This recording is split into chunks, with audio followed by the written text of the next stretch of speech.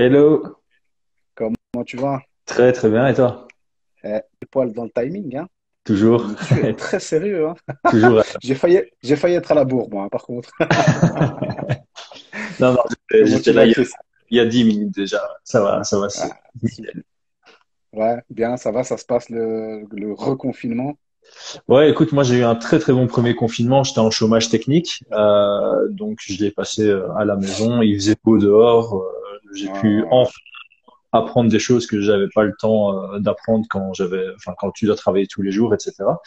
Et par contre, j'ai changé de boulot entre les deux confinements. Et donc pour le deuxième confinement, là, je travaille de la maison. carrément. Euh, je me suis acheté un bureau et tout, donc c'est aussi très agréable. Ouais, donc t'es en mode télétravail, quoi. Ça va, tu arrives Ouais, ouais, à. ouais, je travaille de la maison, mais déjà dans mon nouveau boulot, je travaille 60% du temps en home working, parce que c'est dans des sociétés digitales et donc Ok. j'ai pas spécialement besoin de rencontrer des gens. Donc voilà, moi entre le confinement et la vie normale depuis que j'ai changé de boulot en juillet, ça change pas grand chose. Ouais, Il y donc a au niveau professionnel, ça va, quoi. C'est chill. ouais, Par contre, pour le sport, c'est une autre histoire, quoi. ouais, c'est clair. Ouais, le sport, je peux en faire chez moi. Moi, j'ai de la chance d'avoir une mini salle de 14 mètres carrés chez moi, donc Mhm. c'est suffisant pour m'entraîner.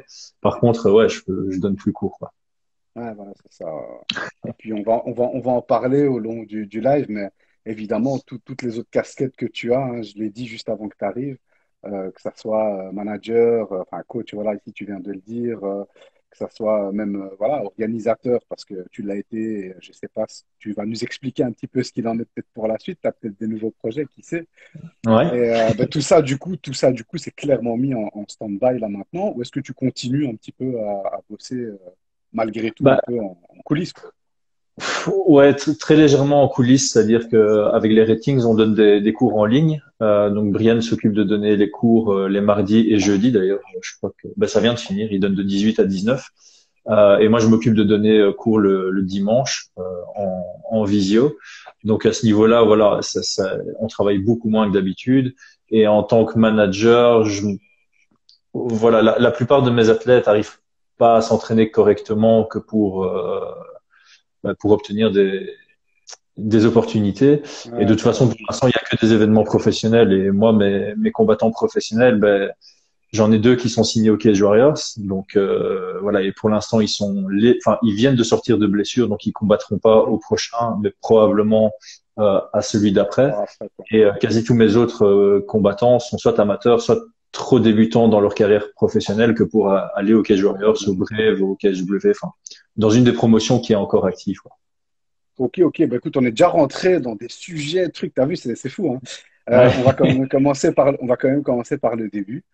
Ici, voilà, hein, on en a discuté. Tu es un des premiers que j'avais contacté, d'ailleurs, quand je voulais commencer à faire enfin, des lives, parce que fatalement, tu avais une expérience dans le podcast et tout, donc on en avait parlé. Nous, ici, enfin, je dis nous, je suis tout seul, mais tu sais très bien qu'en général, derrière un projet, on n'est jamais seul. de fait. Nous, ici, l'idée, c'était vraiment de pouvoir mettre en avant, non pas, enfin, si, aussi, mais pas exclusivement les qualités sportives ou on va dire les, les- les rôles sportifs des personnes, mais vraiment pouvoir mettre en avant la personnalité, en fait, de toutes ces personnes qu'on peut croiser sur des galas, sur des événements, enfin des trucs comme ça, et puis au final qu'on ne connaît pas. Et parfois, on s'en fait une idée qui n'est pas spécialement vraie, tu vois. Et, donc voilà, l'idée, c'était un peu de briser ça. Et donc, du coup, bah, présente-toi, explique-nous un peu qui tu es, comment est-ce que tu es arrivé aux arts martiaux, où ça a débuté, etc., etc.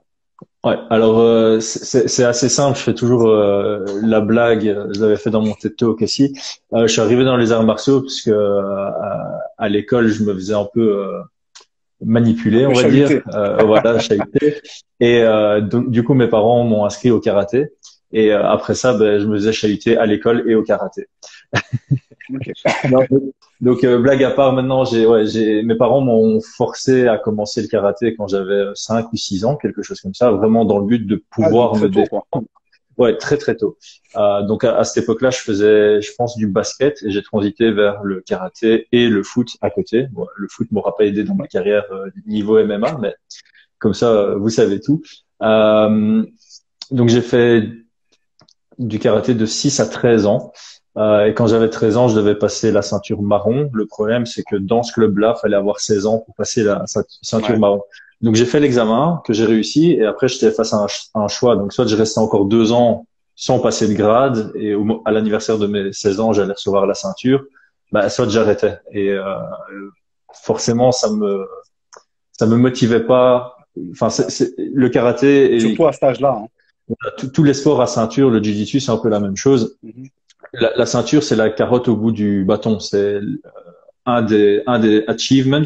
Moi, quand j'avais 13 ans, il n'y avait pas de compétition de karaté en Belgique, donc j'avais plus de carotte au bout de mon bâton. Et C'était donc, quel type de karaté c'était? euh, Shotokan. le grand classique, quoi. Ouais, Je faisais le grand ça classique. Ouais, à ouais. Rudebeek, là où j'habitais, une fois par semaine. Enfin voilà, rien de bien particulier. Mhm. Ça m'a pas spécialement appris à me battre à proprement parler, mais je pense que ça a donné des bonnes bases en termes de déplacement, de compréhension des distances. Du coup, après ça, j'ai arrêté le karaté. Et je voulais quand même quelque chose où il y avait plus de contact parce que les sparring qu'on fait en karaté, c'est enfin, en tout cas dans cette équipe-là et à Shotokan, cet ouais. âge-là, c'est très light. Donc je voulais un truc un peu plus contact. Donc j'ai commencé la boxe anglaise. Ça a été assez bref parce que j'ai pas spécialement accroché, juste parce que en karaté tu peux utiliser des kicks, en boxe pas. Donc je me sentais limité dans l'art. Ouais. Donc là j'ai arrêté pendant 2 3 ans et mon meilleur ami qui est un peu plus bagarreur que moi, on va dire dans l'âme, voulait commencer la boxe thaïlandaise et il insistait. Et donc à un moment, je suis tombé par hasard sur le Ringside qui est à Woluwe, qui était une équipe Évolué. qui Alors, se valait très bien, exactement. Et donc j'ai commencé là, j'ai découvert le Muay Thai là que j'ai commencé et ben, c'était une salle de MMA aussi. Donc je crois que je me suis méga motivé. Enfin, je crois pas, je me suis méga motivé pour la boxe thaï. Et du coup, je me suis dit, bah, voilà, j'étais en forme physiquement, je vais pas faire que la boxe thaï, je vais tester le MMA. Et là, c'était le coup de foudre. ok. Et pour faire un peu de name dropping, vu qu'on est entre Bruxellois et que Ouais, la majorité des gens enfin, qui nous suivent ici sur le Fraternity Fight Channel, pour l'instant, c'est vraiment des Bruxellois et des Belges, même si on a quelques Français qui viennent faire des passages de temps en temps. Tu as donc commencé au ringside au niveau sport de contact à proprement dit. c'est Et ça. donc, du coup, qui t'a rencontré à ce moment-là, qui est toujours dans le milieu, on va dire, du MMA, du pied-point, tu vois? Ouais, donc J'ai quelques idées, hein, mais ouais, vu le, ton âge et les générations. le coach principal là-bas, c'était Cancho, donc Enrique Fernandez. Une des premières personnes que j'ai rencontrées, c'est Mac Bounrad, qui est encore actif en tant que combattant et que j'apprécie énormément. David Dubruck, qui lui est fort Muay Thai, pas Mhm, spécialement mhm. MMA, mais voilà, c'est un des premiers gars avec qui je me suis très bien entendu sur place. J'ai rencontré Tarek Ben Tarek. Saïdan ou Kendo. Ouais. Là, Est-ce que Tarek est-ce que Saifuddin était encore dans cette où il était déjà parti à ce moment-là? Tarek Safidine était déjà parti, je pense, depuis Ok. quelques mois. Parce qu'en tout cas, quand moi je suis arrivé, évidemment, il y a beaucoup de gens qui étaient sur place qui disaient qu'ils s'étaient entraînés avec. Ouais, Donc, je fatalement. n'ai pas eu la chance de m'entraîner avec Tarek à cet endroit-là. Je me suis entraîné Mhm. les 2 3 fois où il passait Ouais, en ouais. Belgique, il donnait des séminaires. Mais voilà, pour les noms, c'est ça. J'ai aussi, ouais, c'est pas à ringside même, mais quand on est allé combattre en Espagne, j'ai eu l'occasion de rencontrer Alka. Je sais que tu t'entends très bien avec, et moi Ah, aussi d'ailleurs. ouais, ouais, d'office, J'avais d'office. rencontré Alka aussi dans mes Super tout gars. premiers mois en Muay Thai, en fait.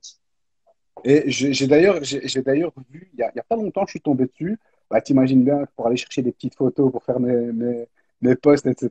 Je suis tombé sur une interview que tu avais fait d'Alka euh, sur ton blog, mais il y a super longtemps. Je trouvais ça Ouais. génial parce que je me suis dit, purée, mais en fait, je connaissais même pas l'existence de ce truc, tu vois. Et je le découvre maintenant, peut-être 10 ans plus tard, tu vois. Donc voilà, ça c'était la petite parenthèse. Je trouvais ça vraiment super marrant de me dire, bah, en fait, quelque part le taf qu'il fait un peu aujourd'hui et qu'il a fait avec bah, son blog et puis derrière les podcasts, etc., bah, quelque part tu le faisais déjà en fait. Ouais. Quelque part pour toi presque, j'ai envie de dire, tu vois. Parce qu'au final, à cette époque-là, Internet, c'était pas ce que c'est aujourd'hui. Donc Non, c'est enfin clair, voilà. mais en fait, j'ai toujours bien aimé écrire. et raconter des histoires et avoir du contact avec les gens. Donc clairement, Mm, mm, mm. l'interview de Alka, je sais pas si tu l'as trouvé sur 360, mon blog, Non, ou non, même non, sur... du tout. C'était encore un vieux blog, quoi. C'était encore un vieux Ouais, c'est blog, ça. tu vois, un truc, waouh, un truc Ouais, pas exact, terrible. exact. Enfin, vraiment, ouais, c'est une vieille archive, quoi. D'ailleurs, il y a Ouais, une ouais. photo, je t'invite à aller revoir cette photo. Elle est assez sympathique. On voit qu'effectivement, tu as fait beaucoup de sport. Je vois très bien de quelle photo tu parles. J'ai un t-shirt Carla blanc, non? Exactement, bleu, Ouais, bleu, bleu. Ouais, ouais. c'est bleu, Enfin, ok, voilà. ouais. Ouais. Mais du coup, donc voilà. Donc ça, c'est un peu le Chris quand il est arrivé dans le circuit, on va dire, des sports de combat à contact. Écoute, j'aimerais que tu nous parles d'une expérience, Mhm. celle de ton combat en Espagne. Parce que j'ai eu droit évidemment à des petites explications que tu avais données une fois, mais j'aimerais que tu nous en parles parce que je trouve que enfin, voilà, cette anecdote, elle est quand même assez sympa. Ouais. Donc, Ouais, c'est une anecdote assez drôle et ça reste une très très bonne expérience pour moi. Donc en gros le principe c'est moi j'avais commencé le Muay Thai donc au ringside, c'était en septembre que j'avais commencé et comme je disais mon meilleur ami et moi on était vraiment à fond dedans, donc on était tous les jours sur place, on s'entraînait non-stop, on sortait beaucoup aussi, donc ça nous permettait de brûler les toxines. Et en novembre, on avait entendu que certains allaient boxer en Espagne, notamment Mac. Et mon meilleur pote et moi, on s'est dit, bah, on va aller les supporter. Voilà, avec Mac, Ryanair il qui combattait commençait. essentiellement, il combattait essentiellement en Muay Thai à ce moment-là, hein, À ce si je moment-là, ne me il trompe pas. combattait je crois qu'il combattait que en Muay Thai, mais il Ouais. s'entraînait déjà en MMA. Et donc voilà, on a décidé simplement d'aller les supporter. Je me rappelle très bien, c'était le week-end du 6 décembre à la Saint-Nicolas, parce qu'il faisait -17 en Belgique et il faisait 25 degrés en Espagne. Ah.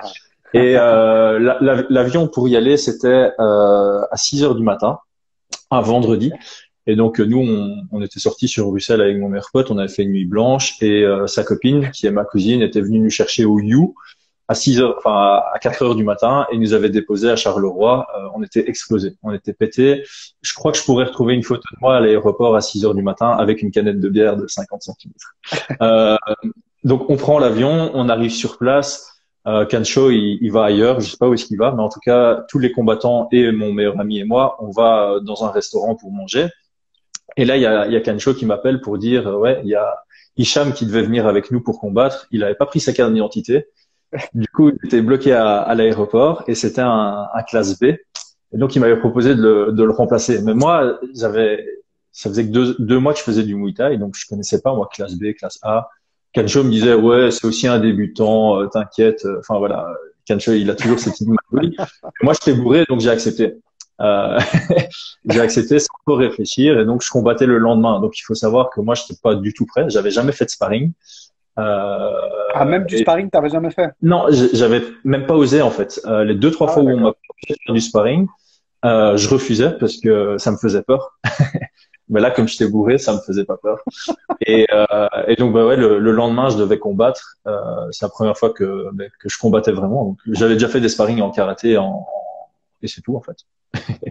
Et donc voilà, donc je suis monté sur le ring. C'était un combat de 3 fois 3 minutes du coup en classe B, donc sans protection tibia. Le cardio était pas au top parce que j'étais quand même encore sous de la veille. Et j'ai tenu le premier round. Je trouve que dans le premier round, c'était pas trop mal. Je crois que j'ai partagé la vidéo pendant le premier confinement. En tout cas, si on considère que c'était mon tout premier combat, ça Ah, allait. fatalement, ça à prendre en compte, évidemment. Par contre, je me suis fait compter une fois dans le deuxième et une fois dans le troisième, ou alors deux fois dans le troisième, je sais plus. Mais voilà, mon objectif vraiment, hein, avant le combat, je suis rentré dedans, je me suis dit, pas se faire mettre KO, pas se faire mettre KO, c'est tout ce qui compte. Je voulais juste arriver à la décision. Et donc, ce qui est super drôle, c'est que clairement, je perds le combat. Voilà, on peut Ah, négocier hein. le premier round en disant, OK, premier round, peut-être, si t'es gentil parce que t'aimes bien ma gueule, mais deuxième et troisième round, c'est pour l'autre, quoi. C'est sûr. D'ailleurs, le troisième, je me suis fait compter, donc c'est même 18 ou 17. Euh, et on me voit lever les bras. Genre, le combat, Ah, les c'était bras, une genre, victoire personnelle, bah ouais. je suis pas fini KO et tout.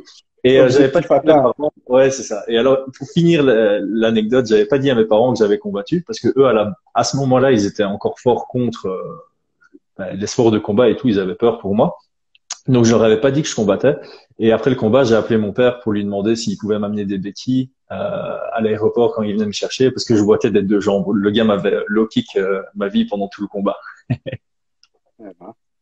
Je tiens Et juste donc à faire une voilà. petite précision. Je salue Alan, combattant de l'UFC, qui est sur le live là. Oh, salut Ouais, Alan Alan Bodo. Baudou. Ouais.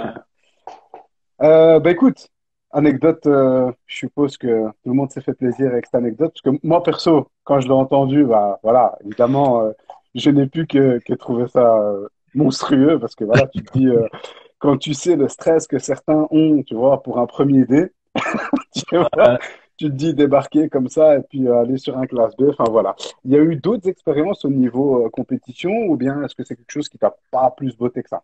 Non, en fait, c'est assez marrant. J'ai vraiment adoré l'expérience. Donc, j'ai adoré la sensation du combat. Par contre, clairement, je me suis senti un peu lésé par Cancho. Donc, j'ai perdu confiance en lui parce que je trouvais ça anormal en fait de faire monter un total débutant contre un classe B sans Ah lui bah, dire que c'était un classe B.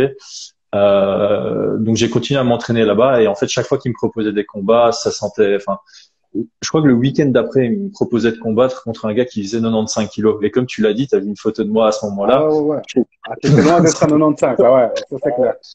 Il m'avait proposé de combattre en MMA et j'avais fait 2 entraînements en MMA. Et donc là, ça a complètement brisé ma confiance. Donc j'ai plus jamais accepté de combat via lui. Et 2 ans, 2 ans et demi après, je commençais à travailler. Et donc quand j'ai commencé à travailler, j'ai diminué mes entraînements jusqu'à. En fait, ce qui s'est passé dans ma tête, c'est quand j'étais aux études, je pouvais m'entraîner environ 16 heures par semaine. Donc, je suis arrivé à un certain niveau que j'appréciais énormément. Et quand j'ai commencé à travailler, je pouvais m'entraîner que 4-5 heures par semaine. Et je sentais mon niveau, en tout cas athlétique, qui diminuait. Et ça me plaisait pas des masses. Et donc, je me suis dit, ouais, si ça me motive plus, donc de nouveau cette carotte au bout du bâton, ça sert à rien. Et donc, étant donné qu'il y a beaucoup de gens à cette époque-là, c'était encore pire que maintenant le MMA. Tu sais très bien. Tu disais que tu faisais, Ah ouais, soit on se faisait la blague sur les assurances, soit on te disait que c'était un sport de brut. Et alors moi, je voulais un peu changer les idées de mes amis en disant oh non, c'est pas un sport de brut, il y a vraiment des techniques derrière, de la stratégie, du respect. Et donc je me suis dit, je vais donner des cours à des amis pour leur montrer que c'est pas un sport de brut, mais que c'est juste un sport à part entière. Et c'est comme ça que la Team et c'est 360 est de née. là qu'est né, voilà, c'est ça, c'est de là qu'est née la Team Exactement. 360. Donc à la base, je Et voulais pas être coach de compétiteur ni quoi que ce soit. Je voulais juste donner des cours d'initiation pour donner les bases parce que ça faisait que 2 ans que je faisais du MMA, ça faisait 2 ans et demi que je faisais du Muay Thai. Donc mes connaissances étaient très Mhm. limitées. Bon, j'avais été très motivé, hein. Comme je disais, je faisais 16 heures par semaine. Ça n'empêche que j'avais des connaissances assez limitées. Et c'est pour ça que j'avais fait des cours très débutants. Mais après, ça a évolué. En fait, enfin, je vais pas dire tous mes amis pour pas me jeter des fleurs, mais certains de mes amis appréciaient beaucoup mes cours et du coup, ils ont fait du bouche à oreille. Donc, j'ai commencé à donner cours à des gens que je connaissais pas. Et puis au final, j'ai eu 2 élèves qui étaient motivés pour faire de la compétition. Et c'est comme ça qu'on s'est lancé sur le circuit de la BMMAF où nous deux, on s'est rencontrés pour la Ouais, première fois. c'est clair. Et juste un truc pour ceux qui sont pas au courant, si tu peux juste expliquer 360, enfin moi je le sais parce qu'on en avait parlé à ce moment-là d'ailleurs au tout début, et tu m'avais un peu expliqué. Alors je suis sûr que les gens se font des fantasmes de fous, mais si tu peux juste expliquer le 360, vu que maintenant c'est plus d'actualité, vu que la team n'est plus, entre guillemets, plus existante à proprement dit, tu vois, si tu peux Ouais. juste revenir sur le 360 en fait. Le nom 360. Ouais, ouais, ouais. Ouais, donc en fait le nom 360 c'est très simple, hein. C'est vraiment le côté complet. Donc 360 degrés c'est un Mhm. cercle, ça montre l'aspect complet.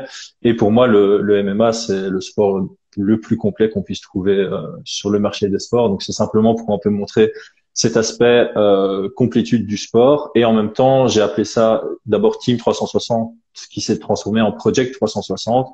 Et ça, c'était parce que justement, j'aimais bien avoir plusieurs casquettes. Donc, à cette époque-là, c'était plutôt coach et organisateur d'événements. Et du coup, je me suis dit, j'avais mon blog aussi, c'est ça. Donc, j'avais déjà 3 casquettes à ce moment-là. Et donc, je me Voilà, suis c'est dit, ça. ça se couple bien.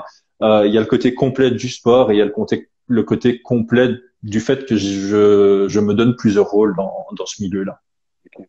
Nickel, parce que tu sais, les chiffres, ça fait toujours un peu fantasmer les gens, tu vois. Les gens se disent, ouais, il y a un truc derrière, machin. Ben, en fait, non, voilà, c'était Non, aussi non, j'ai pas fait simple et 300. efficace que ça, quoi, tu vois. Ben, écoute, voilà, maintenant que tu embrayes sur le après 360, on en a parlé en off, hein, on en avait discuté de tout ça en off, évidemment, même plusieurs Ah, fois, et la dernière fois qu'on a discuté aussi. Moi, j'aimerais revenir sur un truc. Alors, pour clarifier un peu le personnage de Chris Gunnacht, j'aimerais que tu nous expliques un petit peu, parce que, bon, voilà, on va appeler un chat un chat. J'ai fait partie des personnes qui t'ont vu arriver comme un boulet de canon, parce que, tu l'as dit, on s'est rencontrés au début, quand tu avais justement cette Team 360 avec quelques potes autour de toi, tu vois. mhm. Voilà, sur les petits compètes amateurs, avec, tu arrivé avec notamment avec Mohamed Amin et Ouais. comment il s'appelait encore Maxime. le deuxième? Voilà, exactement, et Maxime. Donc du coup, voilà, on voyait, tu sais, un Chris un peu, je veux pas dire introverti, mais relativement, voilà, relativement axé sur l'apprentissage, tu vois, très en retrait, tu vois. Hein, je me Ouais. souviens, même avec le projet de la BMMAF au début, tu sais, toi qui faisais les PV. Je me souviens, c'est toi qui faisais les PV, je sais pas si tu te rappelles, tu vois. Ouais. Et voilà, on voyait un Chris très en retrait, que ça soit physiquement, ou même, je veux dire, au niveau de la prestance, au niveau du personnage. Et puis, en fait, d'un coup d'un seul, on a vu un Chris Guenac débarquer comme un boulet de canon, faire du management, faire enfin, de la présentation dans les podcasts, faire de l'analyse de combat par après, enfin, voilà, et après, tes différentes casquettes de coach, d'organisateur, enfin, tu vois, tout ça est arrivé en même temps. Et donc, t'imagines bien que dans ce milieu ou un autre milieu, quand on arrive comme ça, comme un boulet de canon, bah, fatalement, on est un peu pris pas super au sérieux, tu vois. Ouais. Moi, j'étais le premier à me dire, ouais, il va se casser les dents parce que voilà, il fait un peu n'importe quoi, il fait tout en même temps, ça n'a pas de sens, enfin, tu vois. Et Mhm. alors que voilà, personnellement, tout le monde n'a jamais eu aucun souci. Mais c'était un avis que je m'étais fait, comme beaucoup se le sont fait. Je pense qu'il y a beaucoup de monde qui ne te l'a jamais dit. Tu vois, moi, j'ai le mérite de Oui, le oui, dire, tu vois. enfin, je sais et je comprends en plus, mais je te Et laisse voilà, terminer. c'est ça, ouais, mais c'est ça. Et donc, du coup, voilà, j'aimerais que tu nous expliques un peu comment toi, à ce moment-là, tu vis le truc. Qu'est-ce qui se passe? Qu'est-ce qui fait que tu mets un coup de boost et que tu pars sur plein de trucs, tu vois? Ouais. Voilà, explique-nous un peu à ce moment-là, qu'est-ce qu'il en était. Je tiens quand même juste à préciser que, voilà, comme je te l'ai déjà dit en off, au début, je te trouvais pas crédible parce qu'il y avait trop de choses. Je me disais, attends, il n'est pas légitime du tout, c'est n'importe quoi, machin, blablabla. Et force est de constater qu'aujourd'hui, bah, tu manages des gars, ok, tu n'es pas manager professionnel, c'est-à-dire que c'est pas ton job. Euh, les choses sont claires, hein, je veux dire, t'es pas comme un, pour parler de gens proches, t'es pas un Guillaume Pelletier qui fait ça 48 heures sur 24, tu vois, et ouais, parce que lui, c'est un acharné, tu vois, il fait que ça. Ouais. Et il le fait très bien. Malgré tout, et il le fait super bien. Malgré tout, tu as quand même des athlètes qui signent dans des orgas super intéressants. Il y a eu le Mhm. Bellator récemment, il y a eu le TKO, il y a le Cage Warrior. Enfin, tu vois, il y a eu, voilà, même si c'est pas l'UFC encore, c'est Ouais. quand même des belles orgas. C'est quand même des belles orgas malgré tout. Au niveau des amateurs, bah voilà, j'ai eu des échos comme quoi les amateurs évoluaient très très bien, des échos des amateurs qui évoluaient très très bien chez vous. Euh, Ce n'est pas que grâce à toi, parce que vous avez une équipe. Hein. Mhm. Clairement Il y a pas. Brian qui est là, il y a Donovan qui tire aussi le truc. Enfin, il y a Tarek. Enfin, tu vois, Mhm. voilà, il y a quand même pas mal de monde. Mais voilà, aujourd'hui, qu'on le veuille ou non, qu'on aime ou qu'on n'aime pas la tête de Chris, au final, les choses se font et elles se font pas si mal que ça. Tu vois. Donc voilà, moi Ouais. je voulais juste revenir là-dessus par rapport à ça. Je pense que avoir un esprit critique, c'est une chose, tu vois. Mais après, aller en discuter et se remettre un peu en question par rapport à certains trucs, c'est aussi une chose, quoi, tu vois. Donc voilà, Oui, tout ça à fait, tout à fait. c'est, je pense. Mais bon, Donc, voilà. en gros, voilà, pour remettre les choses dans le contexte, et justement, on vient d'en parler. Moi, là-bas, je voulais juste donner des cours à des amis parce que j'étais passionné de MMA et j'ai toujours été passionné de donner des cours. Donc, quand je faisais du foot, j'étais coach pour enfin voilà, quand j'avais 16 ans, j'étais coach des moins de 10 ans. Les plus jeunes, ouais. Quand à l'école, ben, j'ai toujours été prof privé pour les maths parce que j'étais entre guillemets doué en maths et donc j'allais donner des cours Mhm. à des plus jeunes que moi. Donc j'ai toujours apprécié et le côté coaching et le côté ben là en l'occurrence MMA. Donc j'ai eu cette passion et quand j'ai commencé à donner cours et grâce à Mohamed Ali et à Maxime Peters, j'ai découvert l'univers en fait des Mohamed compétitions. Ali qui est sur le live d'ailleurs. On te salue, Mohamed. Salut Mohamed. Ça a été le premier lien entre Chris et Souyou. tout à fait, le premier. Ouais. Et du coup, ben voilà, à la compétition, à la BMML, je me suis rendu compte que ben, je crois que les deux ont gagné. Je crois que Maxime a gagné et Mohamed a gagné aussi ce jour-là. Je me suis rendu compte qu'en fait, euh, ben, voilà, je donnais cours et clairement Maxime et Mohamed, ils avaient pris enfin ils avaient pas de base dans un autre sport de combat. Mhm. Ils avaient pris des cours que chez moi. On faisait ça que 1 heure et demie par semaine, donc un cours par semaine. Et mes deux gars ont gagné alors qu'ils s'entraînaient. Maxime, c'était un truc de fou. Hein. C'était depuis 2 mois et demi, je pense qu'il s'entraînait. Et Mohamed Ali, ça faisait peut-être 6, 7 mois qu'il s'entraînait. Et donc je me suis, enfin l'excitation que j'ai ressentie quand j'étais dans le coin pour coacher, ça m'a On donné était envie avec toi de, d'ailleurs, hein. Tu te souviens, exactement, on était exactement. ensemble dans ce coin.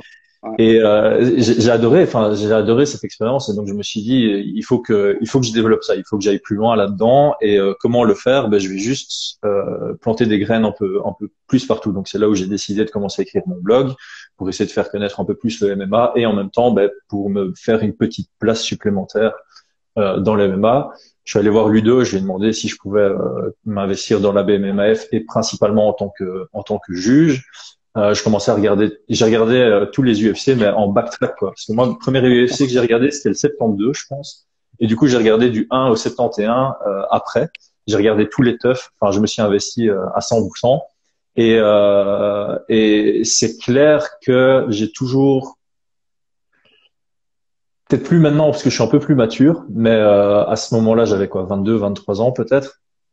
À ce moment-là, ben voilà, quand tu as 22, 23 ans, tu es jeune, tu bois de l'alcool assez fréquemment. Enfin, toi, tu sais pas ce que c'est boire de l'alcool, mais voilà, il y en a qui vont pouvoir faire le lien.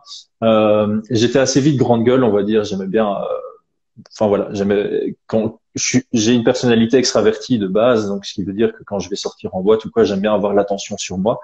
Ça Mhm. fait partie de mon persona.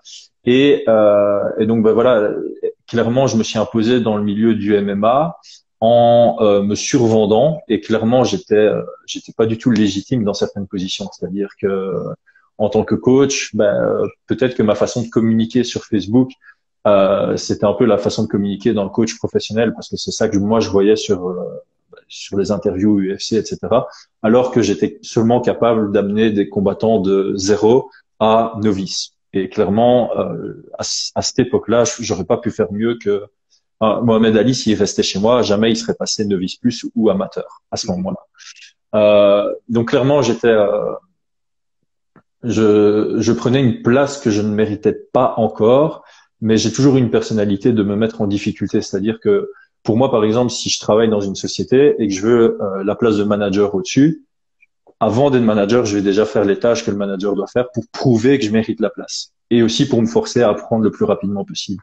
Donc je me suis mis Ouais, quelque part, tu te mets en pression, quoi, en fait, en gros. c'est ça, C'est un peu ça. exactement, exactement, exactement. Quand j'ai pas de pression, et je pense que 85% des hommes et des femmes sont comme ça, on a tendance à procrastiner si on se met pas de pression. Donc là, je voulais vraiment me mettre de la pression. En plus, je savais que j'avais du retard. J'ai commencé le MMA, j'avais 19 ans. Donc si je voulais faire une carrière là-dedans, qui a très rapidement été mon objectif, ben, il fallait que je rattrape mon retard, quoi. C'est pour ça que j'ai tout lancé en un coup. Pour certaines positions, j'avais pas de la légitimité. Je pense qu'en tant que juge, on pouvait rien vraiment me reprocher parce que voilà, j'avais déjà quand j'ai commencé en tant que juge, j'avais peut-être 3 ans et demi d'expérience en MMA, plus le fait que je regarde tous les UFC et que chaque fois que je regarde un Mhm. UFC, ben, quand ça arrive à la décision, je le cotais moi-même pour voir si j'étais dans le bon, etc. Donc là, je pense que j'avais ma position. Clairement, en tant que coach, j'ai avancé trop vite par rapport à ce que je méritais. Et je pense que c'est ça qui m'a valu beaucoup de critiques et qui m'a aussi valu une étiquette que beaucoup de gens ont pas su enlever. Donc je pense comme toi tu disais, tu as probablement considéré que je méritais pas d'être, enfin de me mettre autant en avant, que je me mettais trop en avant par Mais rapport à mes réelles capacités. tu dis un truc super juste, c'est qu'en fait, dans ta communication, notamment à ce moment-là, Mhm. euh, c'est un peu, enfin, je vais comparer ça un peu au milieu professionnel, hein. Tu disais, voilà, ici, si je veux la place de manager, je vais déjà faire ce que les managers font, tu vois. Ouais, Ben, nous, un peu dans le milieu des sports de combat, je pense que tu as déjà commencé à faire comme certains coachs qui étaient déjà en place, tu vois, ouais, et qui avaient déjà, tu vois ce que je veux dire, et qui se sont dit, oh, mais attends, il veut quoi lui? Enfin, pourquoi il fait ça? Tu vois, parce que on l'a pas vu en fait d'où il vient. Tu vois, Ouais, c'est un peu ça, je pense, qui s'est passé. Et voilà, comme tu l'expliques là, bah, les choses s'éclaircissent. Et quelque part, j'ai envie de dire, on comprend peut-être un peu mieux cette maladresse, mais qui t'a valu au final de pouvoir accélérer le truc, quoi. Tu vois? ouais, c'est ça, c'est ça. Après, voilà, je comprends amplement les coachs qui le prenaient mal ou qui essaient, ou qui me critiquaient devant moi, ou parce qu'il y en a qui le faisaient devant moi, il y en a qui beaucoup plus qui le faisaient derrière moi. Je comprends totalement parce que devenir coach, c'est des années de travail.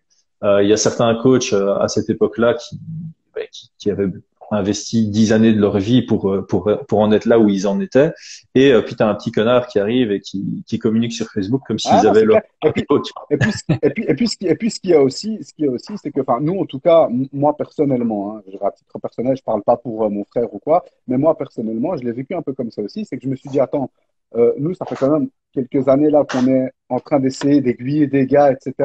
Et on se limite à l'amateurisme parce qu'on se rend bien compte de la tâche que c'est d'aller plus loin, tu vois, que ce soit dans le Mhm. management ou que ce soit dans le coaching, tu vois. Et lui, il débarque et en fait, il nous fait croire que déjà, il est. Tu vois ce que je veux dire? C'est un peu ça qui s'est passé, en fait, tu vois. Ouais, ouais, ouais. Et c'est pour ça que je dis, bah, aujourd'hui, avec le recul, force est de constater que, bah oui, t'es peut-être arrivé vite, t'es peut-être arrivé illégitime dans ta manière de dire, mais aujourd'hui, tu l'es légitime, tu vois. Donc, quelque part, bah, tant mieux, au final, si cette maladresse-là t'a permis d'avancer vite, quoi, tu vois, et de voir vraiment où tu voulais aller.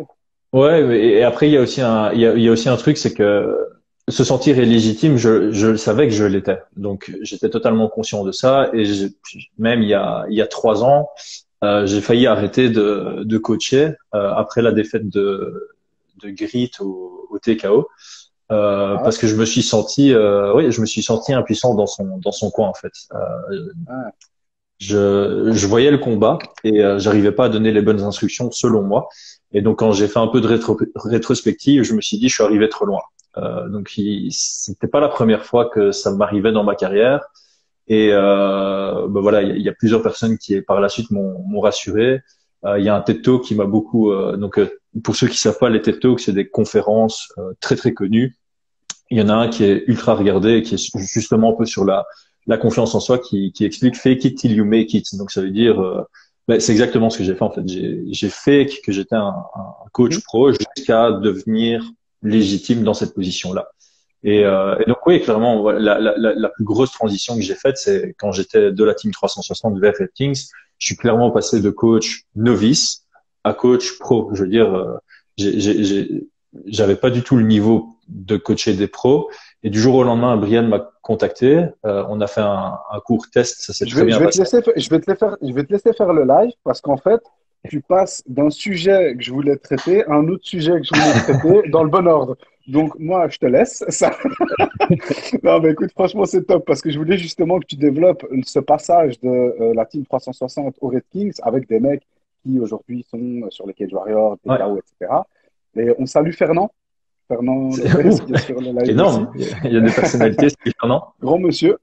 Donc voilà, bah écoute, explique-nous un peu comment ça s'est passé avec les Red Kings, comment ça s'est passé ton contact avec des mecs qui au final avaient plus d'expérience que toi.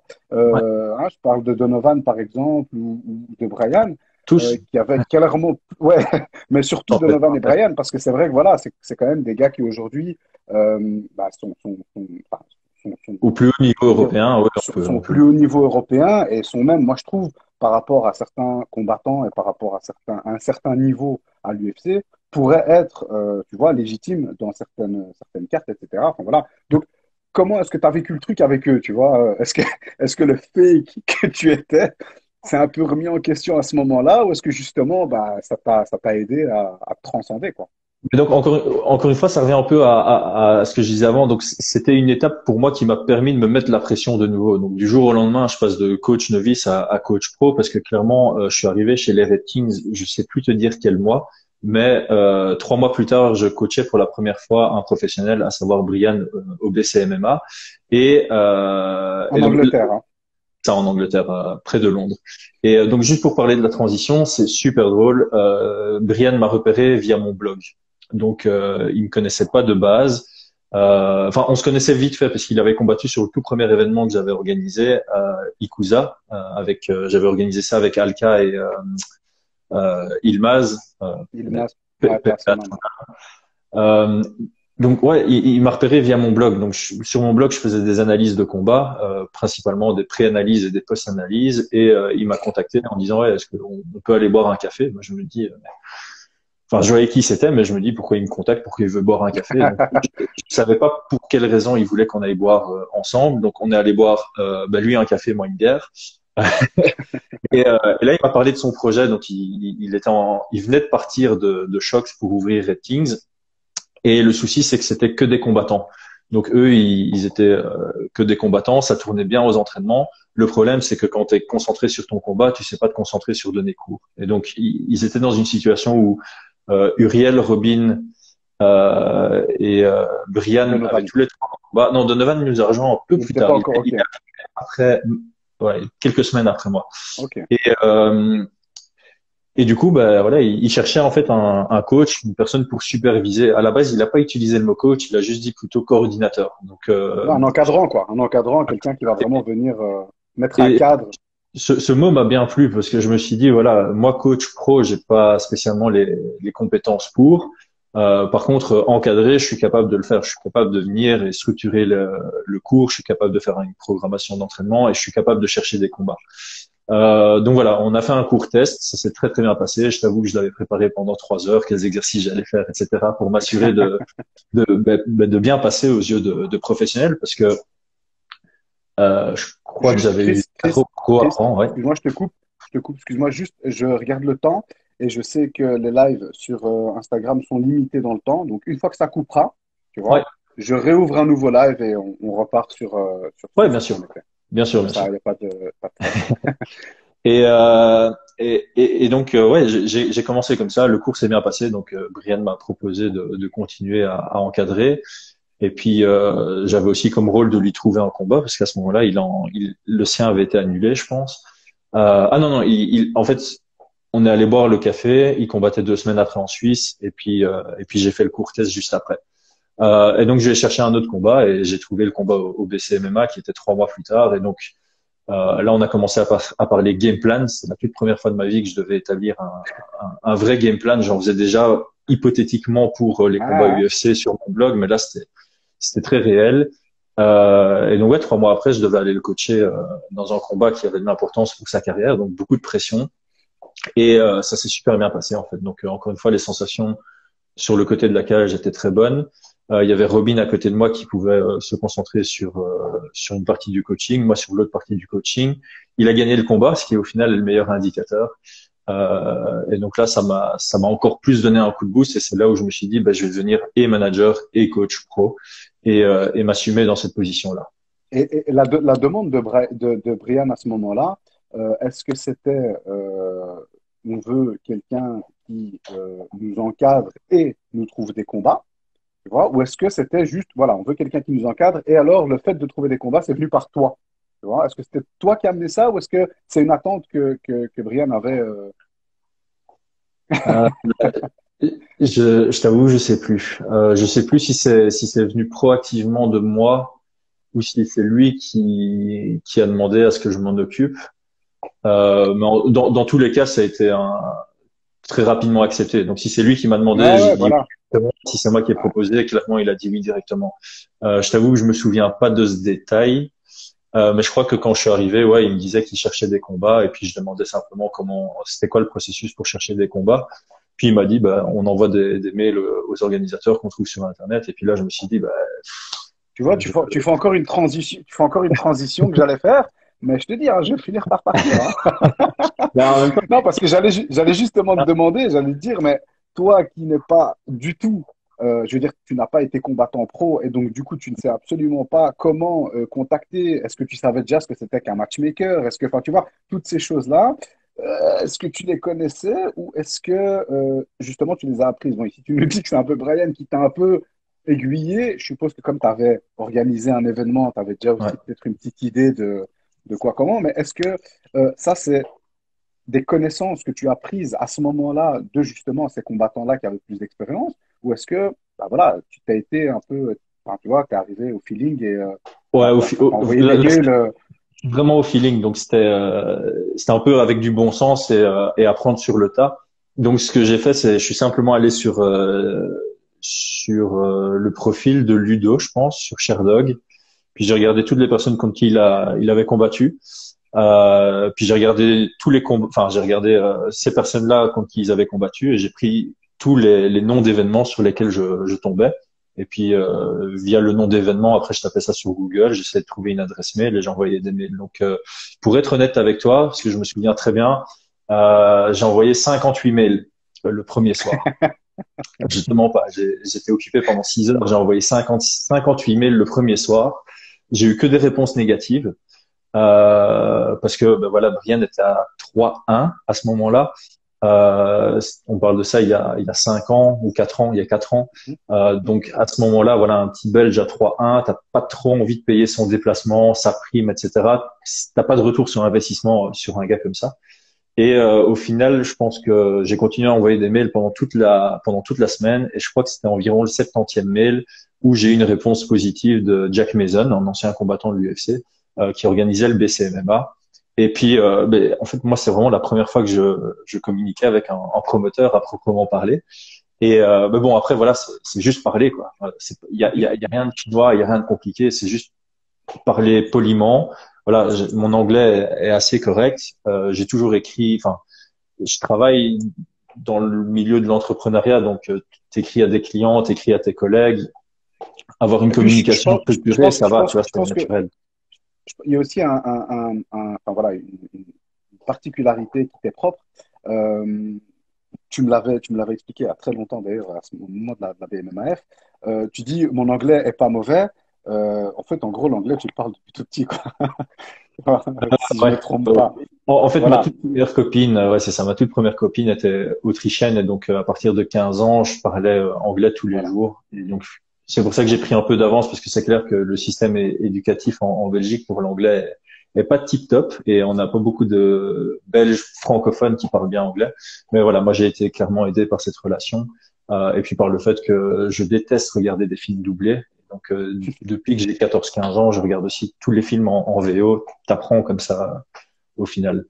Et Donc, donc voilà. donc ça Ben, facilitait après, la communication, quoi. ouais, c'est ça. La communication était très facile. Ben, Jack Mason, c'était mon 13e événement. Il est très très expérimenté là-dessus. Donc j'ai été transparent avec lui. Moi, j'ai toujours considéré que la transparence dans le milieu du business était très importante. En tout cas, pour avoir de l'intégrité, pour avoir des relations de long terme. Si tu veux gagner de l'argent très rapidement, ben, c'est l'inverse, tu dois mentir. Donc avec lui, j'ai été transparent. J'ai dit voilà, ben, c'est la première fois que je suis manager, c'est la première fois que je fais en sorte que quelqu'un combatte dans une promotion étrangère. Et il m'a mis, enfin franchement, Jack Mason, moi, je le respecte à fond. C'est quelqu'un de super bien et l'événement s'est super bien passé, l'organisation s'est super bien passée. Et ça m'a fait bizarre quoi, parce que quand on était dans l'avion, ça m'a choqué. Je me suis rendu compte que 1 an avant, je faisais mon premier combat à la BMMF. Enfin, je coachais quelqu'un à la BMMF pour la toute première fois. Et en 365 jours, j'étais dans un avion pour aller coacher un combat professionnel, quoi. Ça m'a presque mis l'alarme à l'œil, ouais. Ça a été, bon, on le disait tout à l'heure, hein, ça a été très vite, quoi. Ça a été vraiment Ouais. très vite. Bah, pour revenir un petit peu là-dessus, ce passage à Red Kings, enfin, voilà, c'est important que tu en parles parce que ça aussi, ça a créé aussi pas mal de fantasme, tu vois, hein, de se dire, ouais, il est parti, il a été chercher les mecs, machin, alors qu'en fait, on se rend bien compte qu'à la base, si Brian est venu te voir, c'était pas pour que tu sois son super coach, c'était parce que, ouais, mais je veux dire, faut dire ce qu'il y a, tu vois ce que je veux dire, Ouais. parce que après, voilà, il y a des idées qui se font, et malheureusement, les gens restent dans leurs idées, tu vois. Voilà, en gros, je résume un peu tes dires, mais si Brian est venu te chercher, c'est parce qu'il s'est rendu compte que tu étais un vrai passionné, qu'au final, bah, tu apprenais assez vite parce que c'est vrai que tes analyses, etc., sur le podcast 360 étaient loin d'être dégueulasses. Et donc, du coup, il s'est dit, bah, en fait, peut-être que ce mec-là pourrait nous encadrer. Mhm. Les choses ont fait que tu as continué à évoluer et que donc, du coup, bah, fatalement, maintenant, tu es légitime dans ta place de coach pro. Mhm. Enfin, en tout cas, coach pour athlète pro. Parce Ouais, c'est que, ça. ouais, non, mais c'est vrai, tu vois, C'est pas mal. c'est un peu délicat aussi parce que Ouais. c'est pas non plus ta profession. Donc, dire coach pro, c'est toujours relatif, comme combattant pro d'ailleurs. Ouais. On va y venir, hein, on va y venir. Tu parlais ici de transparence et de fait du fait de devoir mentir pour gagner beaucoup de sous. Euh, Moi, j'avais envie justement de parler de ça aussi un petit peu parce que j'ai envie un petit peu aujourd'hui tu vois, de détruire un peu les fantasmes que les gens peuvent Mhm. se faire. Euh, je veux dire par là, c'est pas parce que tu es combattant international, tu vois, que tu combats sur des plus ou moins grosses organisations européennes, que en fait, tu es un vrai pro, que tu es plein aux as et que, Mhm. enfin, tu vois, je veux dire, tu es réellement pro parce que tu combats dans des grosses organes en Europe. Enfin, c'est pas spécialement le cas. Est-ce que tu peux un peu nous expliquer, est-ce que tu peux un peu nous donner des idées peut-être pas de bourse, tu vois, mais en Mhm. tout cas des idées est-ce qu'on t'a, quand on t'a proposé les premiers trucs, notamment ici pour Brian en Angleterre, est-ce qu'il y avait lieu de négocier ou pas, tu vois? Ça, Alors, c'est les grosses questions, tu vois, que le newbie se pose, tu vois. Moi, j'ai ma alors, petite idée là-dessus, mais bon, voilà. Après. pour le premier de Brian, je pense que tu vas très rapidement comprendre. Comme j'avais envoyé 72 mails et que j'avais eu juste un oui, il n'y avait pas lieu de négocier. On était presque prêt à combattre gratuitement. Maintenant, comme je disais, Jack Mason, c'est quelqu'un de super, super sympa. Donc, il nous a fait une prime basique et qu'on a accepté évidemment avec grand plaisir. Maintenant, effectivement, depuis que je depuis que je suis manager et que je coach, on n'a jamais eu quelqu'un qui a gagné plus de 3 000 € en fait sur un combat. Donc Voilà, voilà, ouais. Je comme pense ça, je dis que pas les bouts. Enfin, j'ai pas envie.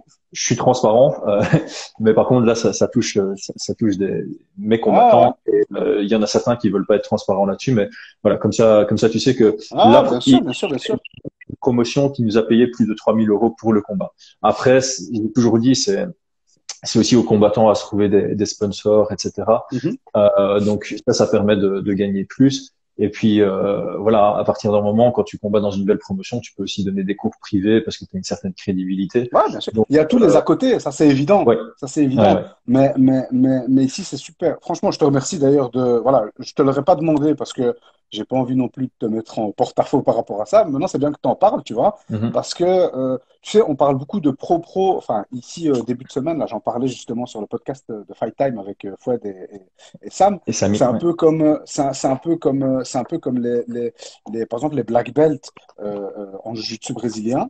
Je fais un peu le rapport entre les deux, hein, tu vois, et le Mhm, combattant pro en MMA, tu vois.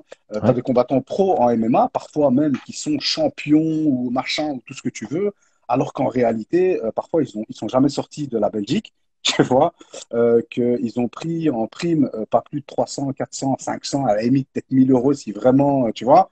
ouais, Ils ont 3 combats et ils sont vus comme des athlètes pro, machin, alors qu'en fait, pas du tout, tu vois. Et que derrière, tu as d'autres gars qui sont signés dans des belles orgas, notamment le Cage Warrior, tu vois, qui combattent devant un public qui est relativement important, dans des événements qui sont super bien rodés, qui passent sur le Fight Pass, tu vois, et qui au final gagnent pas 10 fois plus, quoi, tu vois. ouais. Et ça, les gens ne se rendent pas compte, en fait, tu vois. Ils ne se rendent pas compte que aller combattre dans le gala du coin, tu vois, aller combattre dans un événement où tu as une pression de fou, l'investissement n'est pas le même. Et pourtant, ce que tu vas récupérer derrière financièrement, bah, il n'y a pas une énormissime différence au final. Tu vois, je veux dire, tu ne Mhm. gagnes pas 10K parce que tu es au Cage Warrior, quoi, tu vois. C'est un peu ça Non, l'idée, clairement. tu vois. Ouais, mais en fait, maintenant, je crois que les gens qui se renseignent le savent. Le Cage Warrior, c'est une promotion qui paye vraiment pas bien. Par contre, si tu veux aller à l'UFC, a priori, et que tu es européen, le moyen le plus rapide et le plus sûr d'y arriver, c'est via le Cage Warrior. Donc, le Cage Warrior se repose un peu sur ce côté contact qu'ils ont avec l'UFC. Et clairement, je pense que là, ils viennent de signer, ils ont signé 98 personnes. Il y a 98 athlètes qui sont allés du Cage Warriors et le combat après, c'était l'UFC, sans transition par une autre promotion. Donc c'est une statistique quand même qui donne fort envie aux combattants d'aller au Cage Warriors. Ah, Ils ont l'objectif de l'UFC. Tous les combattants qui n'ont pas l'objectif d'aller à l'UFC, ils vont plutôt se diriger vers le Bellator parce que ça paye beaucoup mieux. Ou bien ils vont peut-être aller vers, j'entends que le Brave, ça commence à bien payer, le KSW, ça paye super bien. Donc il ouais, commence à et y puis on va avoir, pas, et puis on va pas se leurrer, celui qui veut de l'argent dans le MMA et qui est prêt à prendre, entre guillemets, des risques, tu vois. il va en Asie, il va en Russie, il Russie, va faire du ouais, fric, tu vois. oui, Tu vois, je veux d'office. dire ça, faut pas se leurrer, mais il sera pas du tout mainstream et ça l'amènera absolument pas à une carrière à l'UFC, quoi, tu vois, ça c'est évident. Ouais, c'est clair. C'est clair que s'enfermer on dit souvent aller s'enfermer en Russie, ça veut dire que si tu vas combattre en Russie, Non. tu diminues la probabilité de finir à l'UFC. Mais maintenant, je dis toujours ça à mes athlètes. La première question, c'est quel est ton objectif de carrière? Est-ce que c'est l'argent ou est-ce que c'est l'UFC? Parce que c'est deux chemins complètement différents. Évidemment, là où tu vas faire le plus d'argent, a priori, c'est l'UFC. Mais pour y arriver, il y a tellement de critères et au-delà Ouais, de tes performances, et encore, t'es vraiment sûr de ça? Parce que je me dis, c'est peut-être il y pas, a ouais. des combattants qui ont fait l'UFC, tu vois, et qui au final font peut-être plus d'argent du fait d'être des vétérans de l'UFC que ce qu'ils ont fait à l'UFC. Tu vois ce que je veux dire? Oui, de fait, non, c'est Tu sûr et vois? certain que je crois qu'il y a moyen de faire plus d'argent en dehors de l'UFC, selon le profil, évidemment, on s'entend bien. Mais au final, si tu veux, moi, ce que j'entends par faire de l'argent, c'est avoir une carrière entre guillemets sûre et stable, parce que pour moi, la carrière, c'est maximum 15 ans en professionnel. Ta vie, c'est 75 ans. Enfin bon, on va dire, Ouais. après ta carrière sportive, il te reste en moyenne 40 ans de vie. Si tu as fait l'UFC, ton après-carrière est plus facile que si tu as fait la Russie. Tu vois, en faisant une carrière en Russie, tu vas peut-être gagner plus d'argent sur ta carrière que si tu l'as fait à l'UFC. Par contre, après l'UFC, si tu veux devenir coach, donner des séminaires dans le monde entier, Mhm. être influenceur sur Mhm. Instagram, enfin, t'as plein de portes qui s'ouvrent Clairement, ouais, clairement. que si tu as fait une carrière au M1 sans jamais avoir la ceinture, sans critiquer le M1, hein, le Bien niveau sûr, est bien sûr, bien incroyable sûr, et il y a des combattants bien sûr. là-bas, notamment Michael Lebou que je respecte à Ouais, mort. Euh, voilà, mais après ta carrière, tu vas avoir beaucoup moins de visibilité en disant j'ai fait 20 combats au M1 que j'ai fait 20 combats à l'UFC, clairement. Et ton nombre de followers sur Instagram, ce sera pas la bah même chose évidemment, non c'est plus. clair. Bah ouais, c'est sûr, Et c'est sûr. aujourd'hui, enfin, je travaille pour plusieurs sociétés et pour plusieurs sociétés, je travaille dans le marketing d'influence.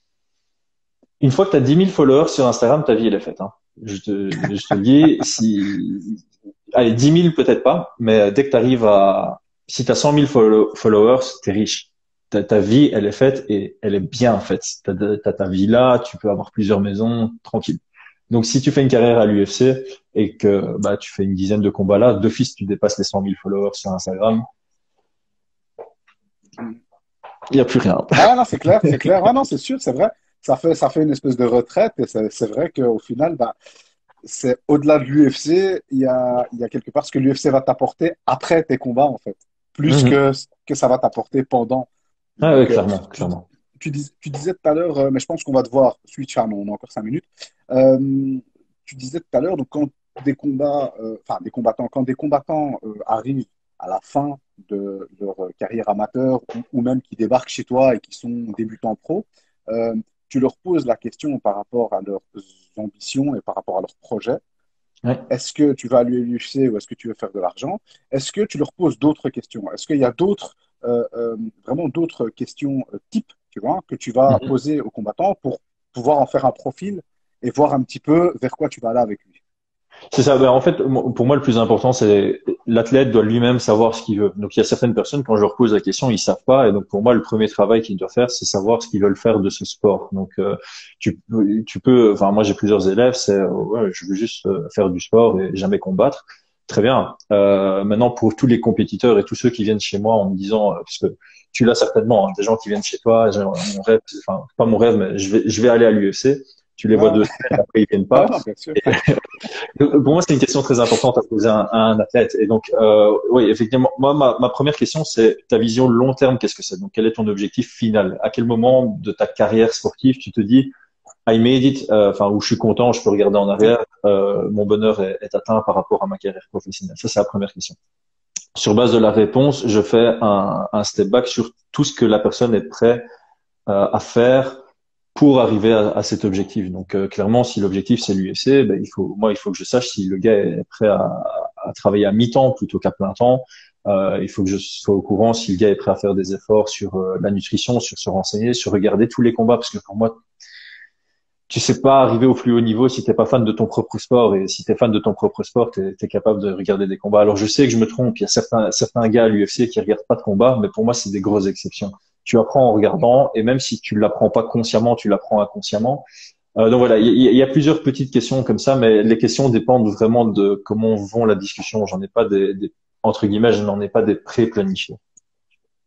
Ok. Donc c'est vraiment entre guillemets au cas par cas que tu vois un petit peu quoi comment. Ouais, ouais, ouais, c'est au Je cas par rebondis sur, cas. ouais, excuse-moi, mais je rebondis sur ce que tu viens de dire parce que, en fait, je trouve ça génial parce que, en gros, on est, je pense, toi et moi, sur deux optiques complètement aux opposés, mais on est d'accord sur le fond. Je m'exprime.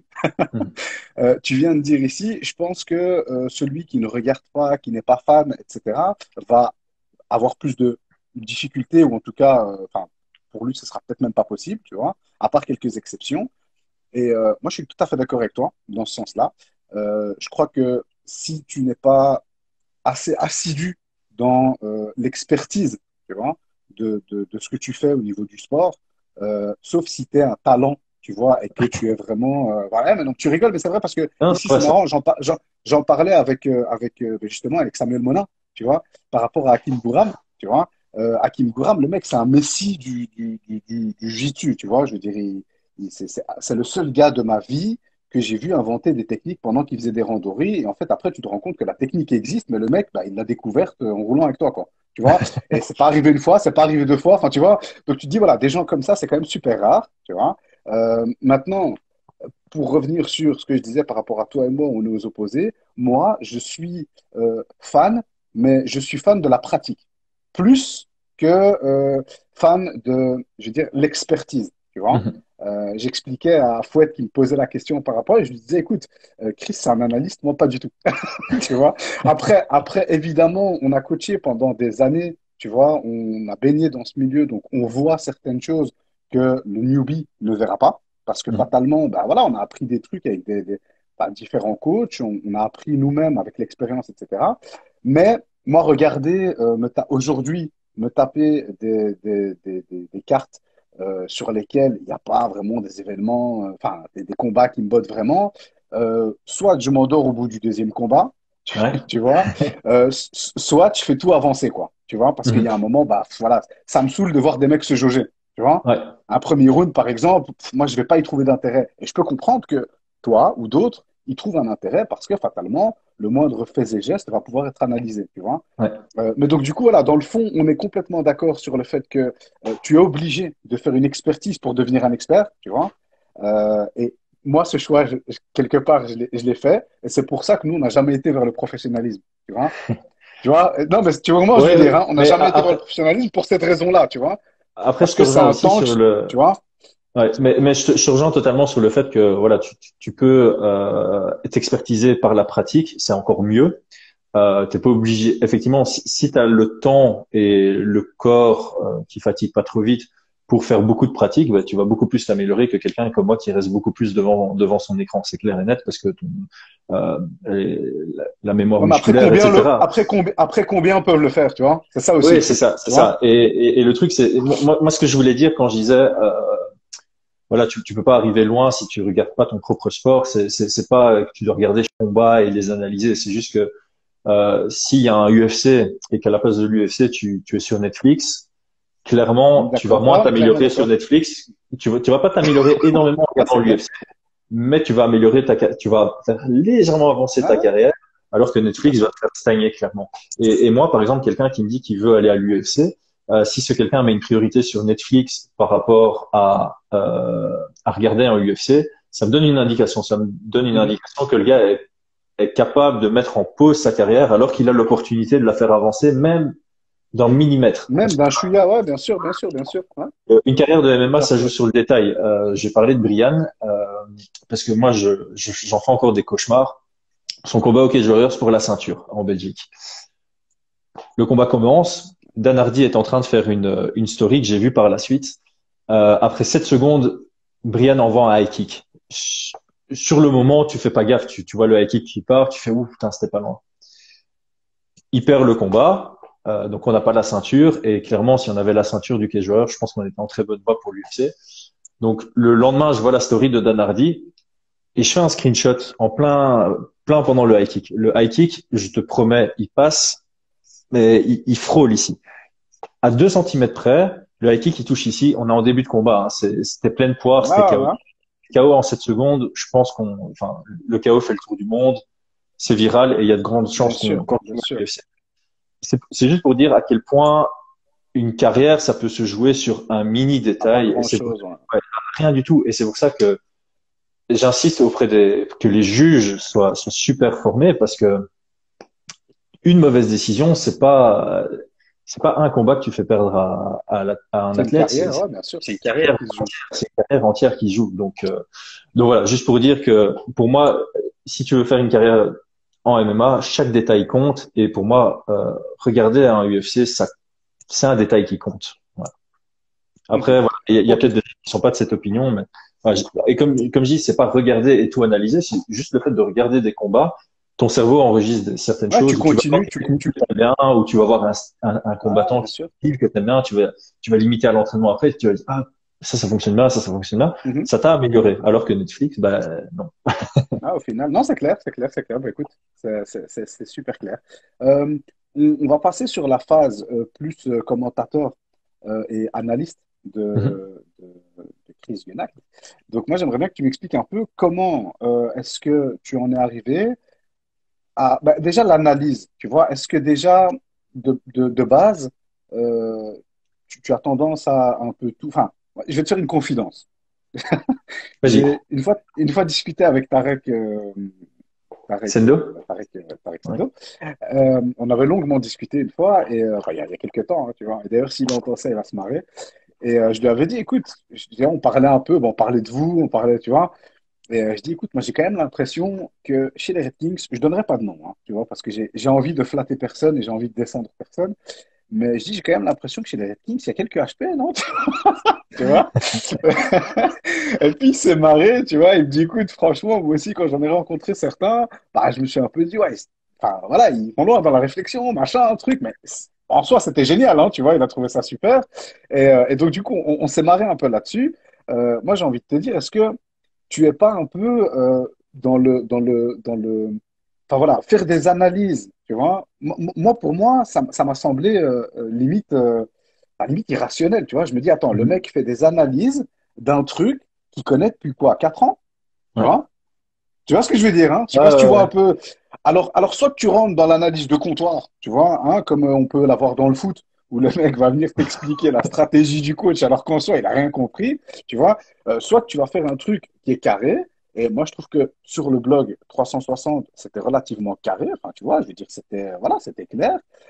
C'est quoi qui t'a mis ce coup de, tu vois, ce coup d'expertise en fait au final, alors que encore une fois, on revient là-dessus quelque part, tu n'étais pas un expert, tu vois, parce que en 4 ans de temps, enfin, tu vois, tu ne sais pas, tu vois ce que je Non, veux, je non, sais pas si tu vois ce que je veux dire, hein. c'est clair, c'est clair. En soi, je sais pas trop expliquer. J'ai toujours eu ça en quelque sorte. J'ai toujours voulu comprendre les choses. Voilà, je suis quelqu'un qui est fort axé sur le côté rationnel et logique. Donc quand je jouais au foot, par exemple, je voulais absolument comprendre les systèmes de rejeu, comment créer des ouvertures, comment jouer en profondeur, etc. Mhm.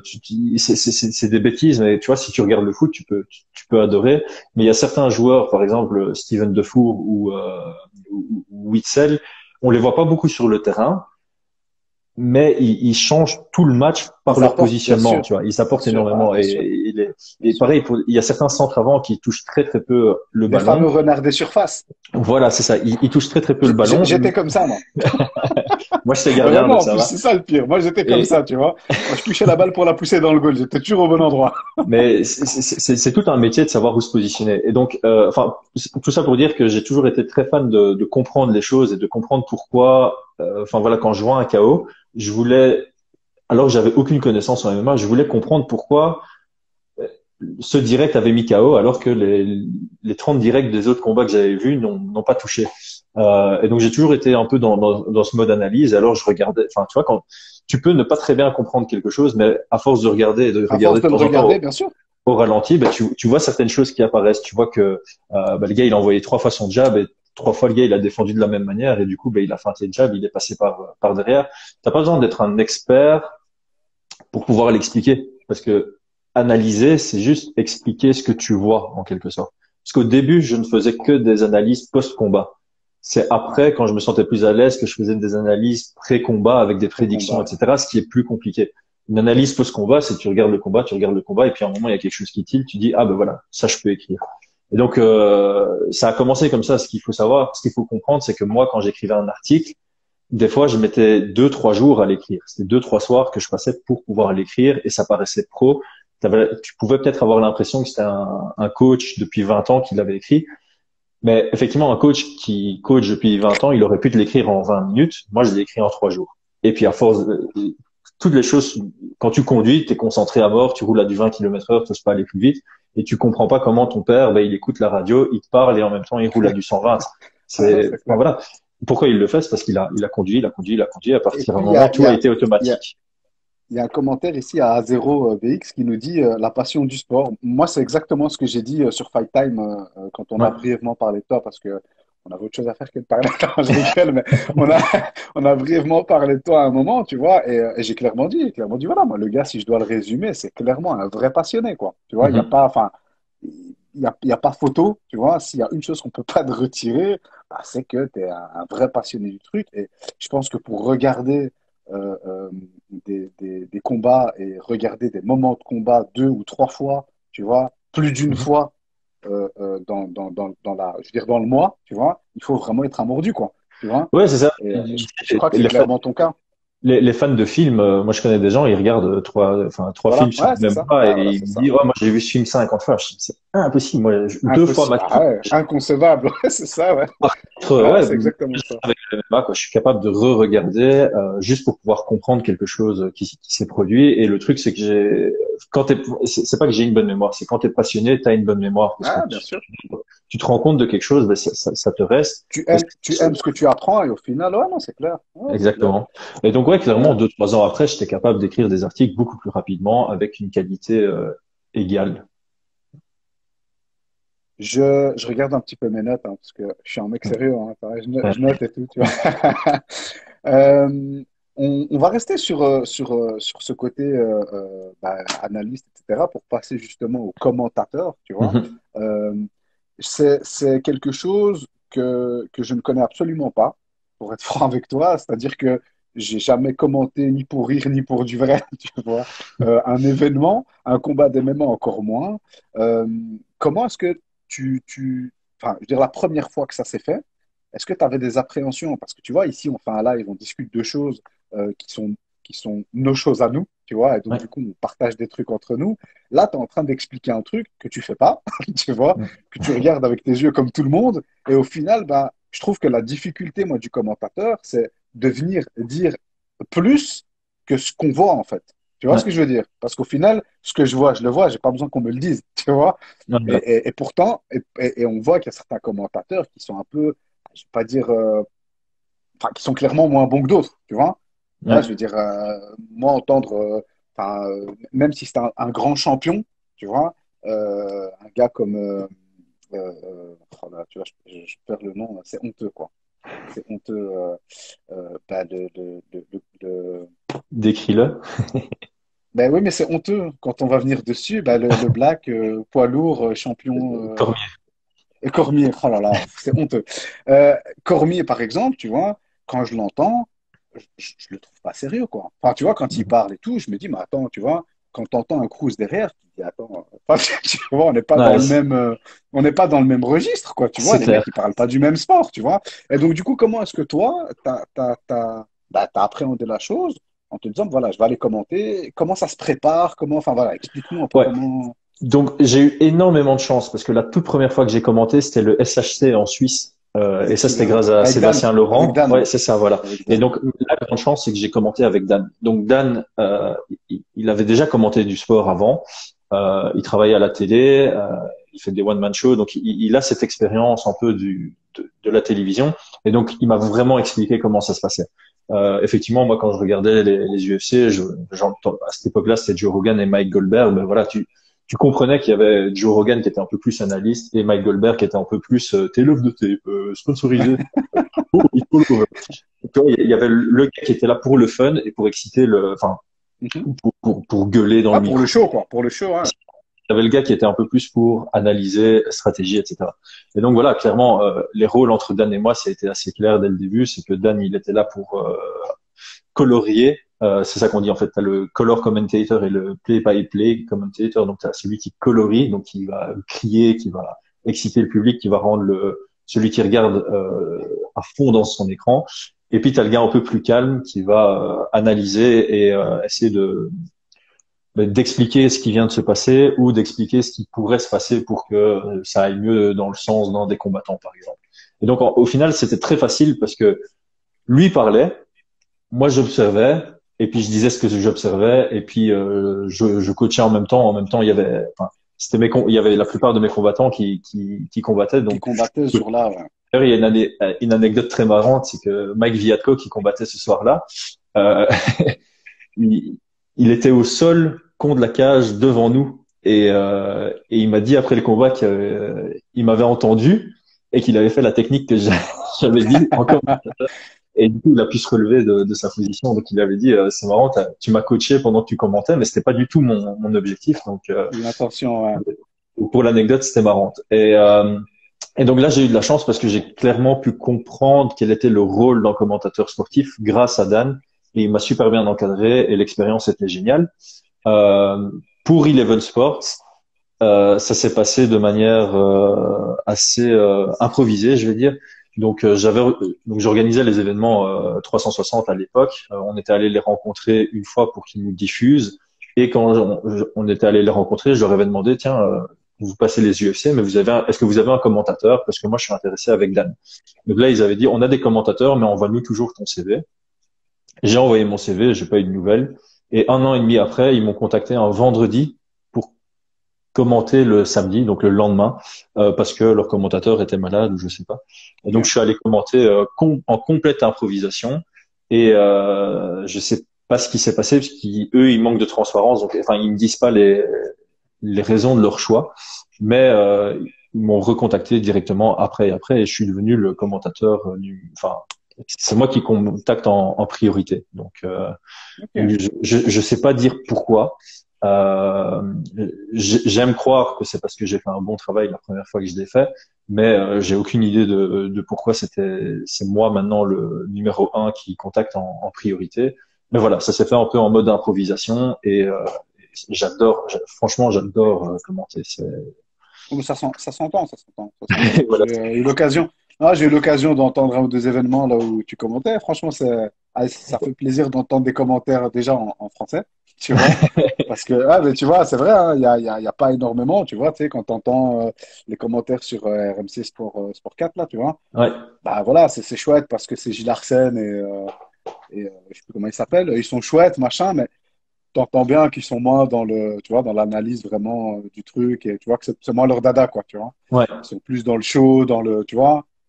Donc voilà, ici, c'est quand même assez sympa d'avoir quelqu'un bah, qu'on connaît au Oui, final, mais tu c'est vois. ça. Une voix familière et qui est de qualité, quoi.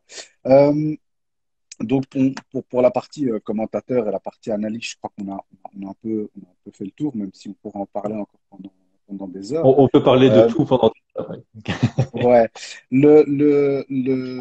Donc tu nous as parlé du manager, etc. Tu vois. Euh, Moi, j'aimerais que tu nous parles un peu maintenant du coach que tu as été, tu vois, enfin, que tu es, enfin, de la naissance du coach, tu vois, donc comment, la vision que tu avais quand tu as commencé à coacher avec ces gens qui t'étaient au final familiers, hein, parce que c'était des amis, tu vois. Ouais. Et alors, l'espèce voilà, d'évolution qui a pu y avoir entre je coach des amis qui sont amateurs, etc. Et puis, derrière, X années plus tard, je coach toujours des amateurs, mais qui sont quand même des gens plus sérieux parce que au final, ils connaissent le sport, ils ont peut-être des choses à m'apporter eux-mêmes. Enfin, tu vois, comment ça a été cette évolution Donc ici, on n'est plus dans le pro, tu vois, on est dans le Ouais. coach qui va coacher des amateurs, tu vois. Ok. Comment cette évolution s'est faite? Et en fait, pour moi, c'est assez simple. Donc, le rôle d'un coach, c'est de faire en sorte de créer un genre de plateforme pour les élèves pour qu'ils atteignent leurs objectifs. Donc, quand j'étais coach d'initiation, l'objectif de mes élèves était très simple. Je viens soit pour me défouler et faire du sport, mais en tout cas pour apprendre les bases du MMA. Donc, étant donné que l'objectif est assez clair, je savais comment donner cours. Je donnais cours pour qu'ils apprennent les bases. Je restais très très simple et j'expliquais chaque fois de manière corporelle. Donc, c'est très psychomote. Quand tu fais la transition vers un coach amateur ou en tout cas vers des gens qui ont un esprit compétitif ou de démarrer dans la compétition, l'objectif change. C'est-à-dire que tu dois plus leur faire voir les bases parce que soit ils les ont et tu dois leur incorporer ça le plus rapidement possible, soit tu dois les amener dans un univers de combat. Donc tu dois essayer de créer à l'entraînement quelque chose qui ressemble un maximum au combat. Donc tu n'enseignes plus des bases ou des techniques fondamentales, mais tu commences à enseigner des scénarios ou des situations. C'est comme ça que je le vois. Donc, a priori, quand Ok. tu as des élèves qui s'entraînent depuis 6 mois, 1 an, ils savent tous comment envoyer un jab, ils savent tous comment envoyer un direct. La technique de leur low kick est propre. Même une entrée en lutte, elle est propre. Par contre, ils savent pas quand l'envoyer, comment l'envoyer, dans quelle situation l'envoyer, dans quelle situation faire gaffe à l'envoyer. Quelle est la différence quand je rencontre quelqu'un qui contre beaucoup? Quelle est la différence quand je rencontre quelqu'un qui fait qu'initier mais qui contre jamais? Qu'est-ce que je dois faire contre quelqu'un qui ne fait que désengager? Qu'est-ce que je dois faire contre un adversaire à pression? Donc c'est beaucoup plus scénarisé. Enfin moi je prenais en considération que toute la partie technique je devais l'enlever et je devais partir sur la partie un peu logique. Enfin étant donné que là on parle d'amateurisme, tu restes quand même dans des techniques réaliste. Donc je vais jamais tu vas jamais me voir faire des enchaînements de 12 coups. Parce que moi je vois des coachs qui donnent ça des enchaînements de 12 coups et ça a sa valeur hein, en termes de Ah, bien balance, sûr. d'équilibre, de coordination du corps, etc. Ça a sa valeur, mais pour préparer un combat, moins. Donc voilà, je pense que c'est quand tu transites comme ça d'un niveau à un autre, c'est toujours par rapport à l'objectif de ton audience. Moi, mon objectif, c'est que mes élèves atteignent leurs objectifs. Donc, j'ai pas un objectif à moi. Je dois juste comprendre ce que eux veulent, ce à quoi eux veulent arriver et adapter mes cours pour qu'ils y arrivent de la manière la plus optimale possible. Ok. Au niveau, euh, au niveau des différentes disciplines qui forment le MMA, même si on est bien d'accord qu'aujourd'hui le MMA est une discipline à part entière, Oui. euh, comment est-ce que, parce que fatalement, ben, enfin, tu disais ici, tu avais commencé la boxe thaï il y a quoi, il y a une douzaine Maintenant, d'années, ça fait quoi. plus de 10 ans. Maintenant, ça fait plus de dix Ouais, ans. voilà, tu vois. Euh, comment est-ce que tu as, je veux dire, commencé à travailler le sol, tu vois, parce que c'est une partie enfin, voilà, qui est primordiale Ultra importante. au niveau du MMA. On est d'accord que, je précise encore bien, bah, tu vois, je parle seul et Alan rejoint. C'est dingue, hein, c'est à croire que, tu Il t'a vois, entendu.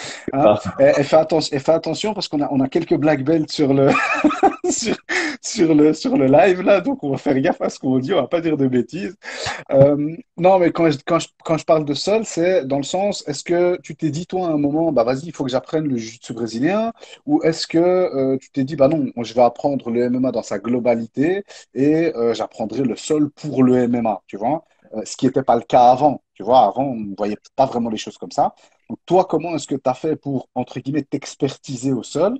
Et alors, question qui va paraître un peu crue comme ça, mais comment est-ce que toi, tu juges ton niveau au sol? Ok, on Donc, va commencer par là. ouais. Pour moi, j'ai un niveau entre blanche et bleu. Je pense que j'ai le niveau d'une blanche avancée en no-gi, hein, parce que tu me mets en gi, je suis perdu. Mhm. Pour être totalement honnête. Pas que j'aime beaucoup le gi et je trouve que ça a énormément de valeur. C'est juste qu'à un moment, T'as peur, bon, hein, t'as peur, tu peux le dire, hein, t'as peur, hein, non, t'as vu qu'il y avait, il y a Alan, il y a Ahmed, il y a Mehdi, il y a pas mal de j'ai déjà, black belts. T'as j'ai peur, hein? j'ai déjà beaucoup tourné avec Alan et j'ai aucune difficulté à le dire que sur 3 minutes, il va me soumettre plusieurs fois et des fois 3, 4 fois sur 3 minutes sans problème. Donc, et j'ai aucune difficulté à le dire. J'ai clairement un niveau, on peut dire déplorable au Mhm, sol moi-même. C'est-à-dire que quand on parlait tantôt, toi tu apprends par la pratique, moi j'apprends plus par le visuel. mhm.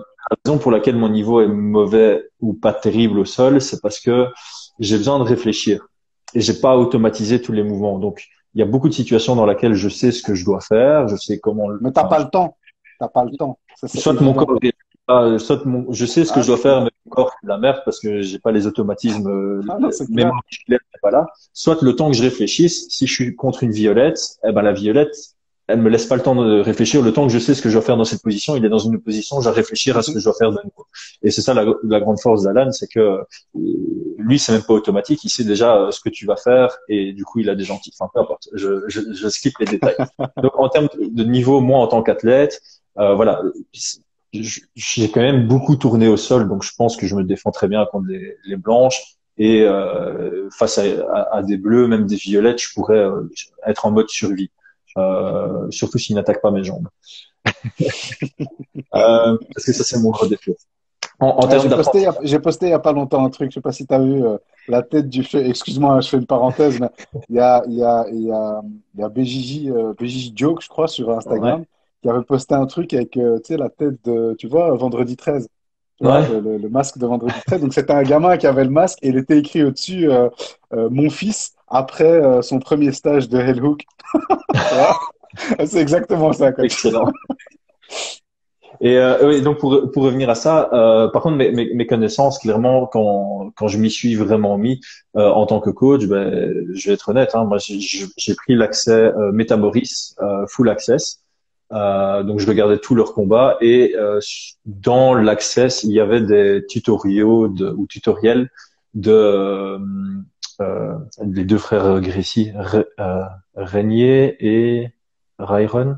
Enfin, peu importe, ceux qui font les Gracie Breakdown. Donc voilà, ils avaient voilà, ils avaient des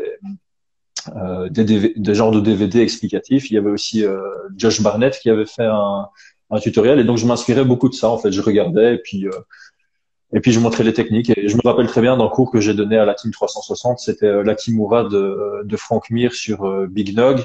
Mais j'étais allé voir Gracie Breakdown. Ils avaient expliqué comment montrer la technique. Ben, j'ai montré la technique. Je me rappelle de Joe Lawson qui avait claqué un triangle sur Jamie Warner. Technique incroyable. J'enseigne encore, j'ai encore enseigné juste avant le confinement. C'est là, elle est géniale. Et donc voilà, honnêtement, j'ai commencé juste en copiant des techniques que Mhm. je voyais ailleurs et je les enseignais comme ça. Et comme je dis, si j'observe beaucoup, je sais dire exactement ce qui est dit dans la vidéo et donc l'objectif de mes élèves est rempli. Ils vont apprendre la technique comme si c'était un bon coach parce que je leur dis exactement ce que moi j'ai anticipé. Et puis je tournais avec mes élèves et à force de tourner, à force de regarder des vidéos, à force de voir des combats, ben, ton niveau s'améliore. Maintenant, clairement, en tant que coach, mon manque à gagner, il est dans le domaine de tout ce qui est grappling, donc de lutte et sol. Je vais être beaucoup moins pertinent qu'un coach qu'une ceinture noire, c'est clair et net. C'est pour ça que moi, quand je suis dans le coin d'un athlète, je vais beaucoup être ben, striking. Je pense que voilà, je connais ce domaine. Très fort dans la stratégie. Et par contre, tout ce qui est sol, je vais être un bien meilleur coach professionnel que amateur. Alors, je vais expliquer Mhm. pourquoi. Pour moi, un combattant professionnel, tu dois pas commencer à lui dire va chercher le poignet droit, va chercher l'underhook à gauche, crochette la jambe. Ils savent ça, tout est Tu naturalisé. dois Tu pas dois lui dire juste, ce qu'il doit faire, en fait. Tu dois voilà, pas lui ça, dire ce qu'il doit faire. Ouais. tu dois lui donner des instructions qu'il ne voit pas. Donc tu dois lui dire la garde est ouverte ou déplace-toi vers la cage, enfin ce genre de truc, l'espace ou le temps qui lui reste ou Mhm. le fait qu'il doit réfléchir ou simplement si on a vu des techniques avant, lui rappeler la technique précise qu'il doit faire. Un amateur, tu dois beaucoup plus coacher en mode PlayStation, comme j'appelle, c'est-à-dire Ouais. tu dois lui dire étape par étape. Et donc pour un amateur au sol, je vais être bien moins efficace parce que clairement il y a des situations, même quand j'observe, je sais quelle instruction je dois donner, je sais pas si c'est la meilleure, je sais juste que c'est une bonne. Il y a un moment dans ma carrière, clairement, où je pouvais donner des mauvaises instructions. Il y a un moment où j'étais dans le coin et je savais pas quoi dire, donc je disais quelque chose et c'était quasi aléatoire juste parce que il y a un moment dans ma carrière en tant que coach, j'avais peur de rien dire. Ce qui est une erreur Ouais. parce que rien dire, Ah, clairement. si tu Parfois, dis mieux tout le vaut temps rien dire. voilà, c'est ça. Il vaut mieux pas donner d'infos que donner une mauvaise information. C'est pour Ouais, ça que les médias ne devraient pas exister. exactement. C'est un autre sujet. Mais donc voilà, Ouais. juste voilà, comme je disais pendant le podcast, je suis super transparent. Clairement, je, je suis un coach MMA, je me sens bien dans ma position, mais mes connaissances en grappling sont encore en évolution. Et actuellement, voilà, pendant le confinement, là, j'ai regardé tous les DVD de Danaher. Je suis en train de passer en travers les DVD de Gordon Ryan. Gordon Euh, Ryan. Comme toi, maintenant qu'on est en confinement, ben, Tu te fais des cures de Hello, alors. c'est ça. Je regarde et puis quand ma copine, enfin ma femme maintenant, est d'accord de regarder, de faire avec moi, alors on regarde et on fait la technique ensemble et ça me permet de bien apprendre. Mais voilà, comme ça tout le monde, Ok, ok, ok. c'est assez Et clair. est-ce que justement par rapport à ça, je reviens juste sur le commentaire ici que Alan nous fait. Il nous dit que, bah, justement, je résume à Alan ton commentaire. Excuse-moi si je suis pas tout à fait dans le bon, mais en gros, il nous dit que eux, si t'avais proposé à toi de faire le commentaire pour le All-Star, donc le All-Star, c'est la compétition qu'ils avaient organisée en jiu-jitsu brésilien, c'était justement parce que ils estimaient que tu avais une capacité d'analyse qui était bonne et que donc du coup ben voilà on comprend donc de ça que ce n'est pas parce que tu n'es pas une black belt que tu ne peux pas comprendre les choses. Il y a une différence entre savoir et savoir-faire. Ouais, C'est deux choses qui, moi, je pense, sont dissociables, tu vois. ouais. L'un enfin, tu vois, et à l'inverse aussi, hein, tu as des mecs qui sont des compétiteurs de folie, tu vois, qui seraient incapables de donner un cours ou d'expliquer quoi que ce C'est soit, des tu vois. métiers différents, c'est des Donc, métiers différents, c'est des voilà. compétences différentes. Ouais. Et pour revenir sur toi, parce qu'au final, c'est toi le sujet du live ici, est-ce que tu as l'ambition de t'expertiser au niveau du sol? Est-ce que tu te dis, voilà, au-delà de ce que tu viens de nous dire, hein, c'est-à-dire de continuer à regarder des vidéos, de continuer à regarder des Ouais. combats et des différents tutos techniques, est-ce que toi, personnellement, tu te dis, voilà, moi, en fait, il y a un moment, bah, j'ai quand même envie de, je sais pas, moi, prendre le jiu-jitsu brésilien, mettre un kimono, mettre une ceinture blanche, me lancer et me donner un challenge de faire ça pendant X années, enfin, ou pas du tout. Parce que Ouais. tu te dis, en fait, non, je Non, m'en non, fous complètement. Là, clairement, ça fait partie de mes objectifs. D'ailleurs, j'ai longuement hésité à participer à une compétition de nogi, juste pour le principe de le faire. Euh, tu en as jamais fait, non, même dans le passé ou quoi. non, jamais. D'ailleurs, c'était il y a 2 ans et demi, je pense, j'avais commencé à prendre des cours chez Renaissance. Mhm. J'ai été assidu pendant 3, 4 semaines. Et le problème, c'était vraiment les horaires, parce que, enfin voilà, encore une fois, je remets toujours dans le contexte. À ce moment-là, j'avais un travail full-time, mais en tant que consultant, tu fais pas seulement 40 heures, tu fais un peu Ouais, bien plus. sûr. À côté de ça, je donnais cours au Ratings, donc j'étais 3 fois par semaine à XTC. À côté de ça, il y avait le truc de ben, je commentais de temps en temps, j'organisais mes événements. Et donc voilà, mes lundi, Ah, mardi, mercredi et vendredi soir, ils étaient quand même, c'était voilà, c'était plus confortable de les passer. j'ai trouvé je te donne un petit tip, hein, si tu arrives à faire en sorte de. Moi, j'ai réussi à mettre les deux entraînements, donc le cours que je donne et l'entraînement de jiu-jitsu juste après. Ouais. Tu vois? Mais justement Ça là, aide vachement, en fait. Tu en fait, vois? le plan que j'ai dans ma tête, c'est clairement un jour, le MMA sera mon boulot full time. Donc il y a un jour où j'aurai Ouais. plus de, enfin, pour l'instant, je travaille parce que tout ce que je fais en MMA me permet pas de rembourser ma maison. J'ai un crédit de Mhm. 25 ans ici, donc je suis obligé Ah, d'avoir c'est clair. des revenus.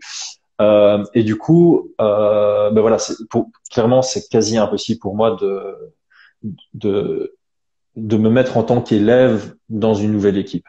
Par contre, clairement, le jour où je peux vivre de revenus passifs grâce au MMA, je vais me mettre au Jiu-Jitsu, c'est sûr et certain. Je le sais depuis longtemps. J'ai déjà fait de la visualisation. Je sais que j'ai un objectif d'arriver à Violette avant de plus avoir bougé d'un point de vue athlétique. Avant Mais, d'avoir de l'arthrose. voilà, mais je pense que voilà, pour moi, être un bon coach complet de MMA et même un bon commentateur, j'ai besoin d'avoir un vrai niveau de Violette en tant qu'athlète moi-même. Je pense que c'est là où j'atteindrai peut-être le niveau optimal que j'ai toujours souhaité avoir. Ok. Tu fais une transition, encore une, malgré moi, hein. Mais tu viens de nous dire en fait clairement que ton objectif était à un moment ou à un autre de pouvoir vivre du MMA. Ouais, Alors que les choses soient claires, euh, quand on dit vivre du MMA, on ne parle pas de vivre en tant que juste coach professionnel. C'est vraiment vivre du MMA dans les différentes, enfin, dans toute la sphère du MMA, quoi, hein, tu c'est vois. ça. Ouais. Euh, tu te donnes cet objectif-là. Bon, bah, j'allais poser ma question, mais je la pose plus, hein. J'allais te dire, est-ce que c'est un objectif? Bah, voilà, tu l'as dit. Mais est-ce que tu te donnes un objectif qui est quantifiable au niveau du temps ou pas spécialement? Tu te dis, on verra. Est-ce que tu t'es déjà mis, entre guillemets, une deadline, quoi, tu vois, Alors plus ou moins. je sais que c'est très mal parce que je parle toujours, j'en parle d'ailleurs dans mon livre. Un objectif, ça doit être SMART. Donc le S c'est pour spécifique, le M c'est pour mesurable, C'est pour le ça A que je te pose blablabla. la question, en fait. Le T c'est time bound. Donc il doit y avoir une limite de temps. Alors il y a une raison pour laquelle je me suis pas mis de limite de temps, c'est parce que pour le moment ma vie me plaît énormément. Je sais qu'un jour le MMA sera ma vie à 100%, mais que ce soit demain ou dans 10 ans, je serai tout aussi heureux parce qu'aujourd'hui, j'adore mon boulot. Franchement, je kiffe mon boulot actuel. Je kiffe l'équilibre de vie que j'ai, donc le fait d'avoir mon boulot, d'avoir ma petite femme, d'avoir ma maison, de pouvoir être coach de MMA, manager de MMA, commenter une fois de temps en temps. J'adore ces dynamiques, donc j'ai pas en fait la raison pour laquelle je me force pas et c'est une des rares fois où je me mets pas sous pression, c'est parce que si je me mets sous pression et que du coup je fais mal les choses, ça risque de me dégoûter pour tout. Alors que j'ai une chouette situation actuelle. Donc voilà. J'espère que d'ici 2 ans, ça puisse être le cas. Mais si c'est pas dans 2 ans, c'est pas grave. On va dire ça comme ça. Ok. Encore une black belt qui rejoint le live, Yacine. J'espère que tu Ah, vas bien. je vois pas les. Ah, il y a Ah, Yacine ok. Azarkan, Yacine Azarkan qui a rejoint le live, donc Eh ça nous fait ben, quelques il y a black du belts beau qui ont monde, rejoint hein. le live. Ah, t'as vu ça? Entre Fernand Lopez, Bodo et les 6 black belts ou 7 black belts qui ont fait le passage. Ça a ramené Je du suis beau monde, satisfait. c'est clair. Ouais, franchement. Du coup, on arrive doucement, hein, vers le bout des différentes casquettes. J'avais vraiment envie d'axer ça sur cette partie-là enfin, de ta personne au final, hein, tu vois, ce côté Ouais. multifonction, tu vois, qui a Ouais. été quelque part fort critiqué et qui aujourd'hui te permet d'évoluer euh, je veux dire, Sur plusieurs niveaux. voilà. Et puis j'ai l'impression quand même que tu t'épanouis vachement bien dans ces Oui, c'est différentes ça. Mais phases que tu as dans le. j'ai toujours dit ça, c'est qu'il y a, il y a, il y a, il y a des gens qui adorent faire à fond une chose, et puis il y a des gens comme moi qui aiment bien faire bien plusieurs choses. Et je pourrais pas être épanoui si j'avais un seul rôle. Et j'ai toujours été comme ça. Donc je comprends que des gens ne comprennent pas parce que Mhm. eux ont une autre À vie fond dans un. Ouais, bien sûr. et d'autres objectifs. Mais je sais qu'il y a aussi beaucoup de gens qui comprennent complètement ce que je fais parce que c'est leur passion aussi d'avoir plusieurs graines et d'avoir plusieurs projets en même temps et de jamais rentrer vraiment dans j'ai pas envie de dire une routine parce que c'est une mauvaise consonance Ouais, pour ceux qui aiment bien c'est. ça, mais voilà, moi j'aime vraiment bien avoir des projets différents qui demandent des compétences différentes. Ok. Euh, Concernant la partie organisateur, alors Ouais. donne-nous des scoops, s'il y Donc en a. Est-ce que tu as en gros, l'intention de remettre ça? je sais pas si tu te souviens, mais mon post avait fait un mini buzz quand j'avais posté ça la veille de mon dernier événement. J'avais dit voilà, j'écris pour m'écrire à mon futur moi, n'organise plus jamais d'événements. Mhm, mhm. Pourquoi? Alors c'est marrant, hein, tous mes événements ont été réussis. Si tu regardes les objectifs qu'on avait, Ouais, je dis pas ils ont été géniaux, c'est juste que les objectifs qu'on s'était mis mhm. avec mon équipe ont Était été chaque fois atteint, ouais. remplis. Par contre, le dernier, le Cage Warriors, ça m'a enlevé des années de vie, clairement. J'ai eu 13 désistements sur les 3 dernières semaines. Et comme je sais que je parais pas humain, je sais qu'il y a beaucoup de gens qui me critiquent parce que je passe pour un égoïste, etc. Et je les comprends parce que je communique de cette manière. Mais je me considère comme un altruiste. Et c'est-à-dire que si j'ai un athlète qui est blessé 2 jours avant le combat, je vais passer des nuits blanches pour pour trouver une solution à son adversaire qui n'est pas blessé pour qu'il ait un combat. Et donc 13 désistements pour moi, ça a fait quasi 13 nuits blanches parce que trouver un adversaire, renégocier le contrat, refaire les visuels. Et puis finalement, j'ai fait les visuels avant que le contrat soit signé. 3 jours plus tard, le gars dit ouais finalement j'ai pas envie, rechercher un nouvel adversaire. Ça a été une misère pas possible. Et en plus de ça, j'avais investi de ma poche les 40 000 euros pour l'organisation. Ah ouais. Et je venais d'acheter une maison. Je venais d'acheter une maison, donc je Oh. savais que à partir, donc l'événement était en février, j'emménageais en mars. Donc en février, j'avais l'événement. À partir du mois d'après, je devais rembourser 1 300 euros par mois à la banque. Donc j'avais les menottes quoi. Et les ventes, ça se vendait pas bien au début. Et par contre, 2 semaines avant l'événement, sold out. Il y a eu plein de ventes en un coup. Je sais pas te dire pourquoi. Et Ouais. donc 9 jours avant l'événement, on a fait un sold out. Et là, j'ai pu respirer. Mais ça n'empêche que les 2 mois de stress qui ont précédé, ça m'a liquidé. Donc tout ça pour dire, je me suis dit que je n'organiserai plus d'événements. Par contre, j'ai fait une rétrospection et je me suis remis en question pourquoi est-ce que j'ai tant stressé. C'était financier. Donc c'est le fait que moi j'ai pris les risques financiers et que si je faisais un flop, je perdais 40 000 euros, j'allais être endetté. C'est ça qui m'a littéralement tué. Et aujourd'hui, je suis dans une position dans mon boulot où je rencontre des belles personnes, où je rencontre des gens qui ont l'habitude de lever des fonds, qui ont des très très beaux contacts en termes de sponsoring, etc. Et donc, on en a déjà un peu discuté et euh, mes amis pensent être capables de trouver des sponsors qui me permettent de déjà payer l'événement à l'avance. C'est-à-dire que si j'ai personne dans le public, je fais aucune perte grâce au sponsor. Et donc, j'ai toujours dit, si j'arrive à avoir 40 000 euros avant d'organiser mon événement, je réorganise un événement. Et donc, a priori, cet objectif pourrait être rempli. J'en ai parlé à mon équipe du 360, ceux avec qui j'organisais le 360. Ils seraient éventuellement motivés aussi de travailler avec moi. Et je trouve qu'on avait une équipe ultra complémentaire. Donc voilà, pendant le confinement, clairement, non. Je vais pas prendre le risque maintenant. Mais j'ai une réelle, enfin, j'ai une passion pour le MMA de manière générale. Mais organiser des événements, c'est un truc, c'est le matchmaking, voir comment ça se déroule, gérer tout le côté événementiel, organisation. J'adore. Franchement, je kiffe de Et, dingue. Donc, je vais le refaire, c'est sûr. justement, par rapport à ça, tu parlais ici de matchmaking. Euh, les contacts que tu as faits, notamment bah, voilà, hein, au Canada, en Angleterre, enfin, toutes ces orgas-là, est-ce que tu t'es jamais dit, toi, vu que tu as, je suppose, bah, des contacts relativement amicaux avec certains, Ouais. je sais qu'au Canada, voilà, je pense que tu as un bon contact avec Stéphane Patry, ouais.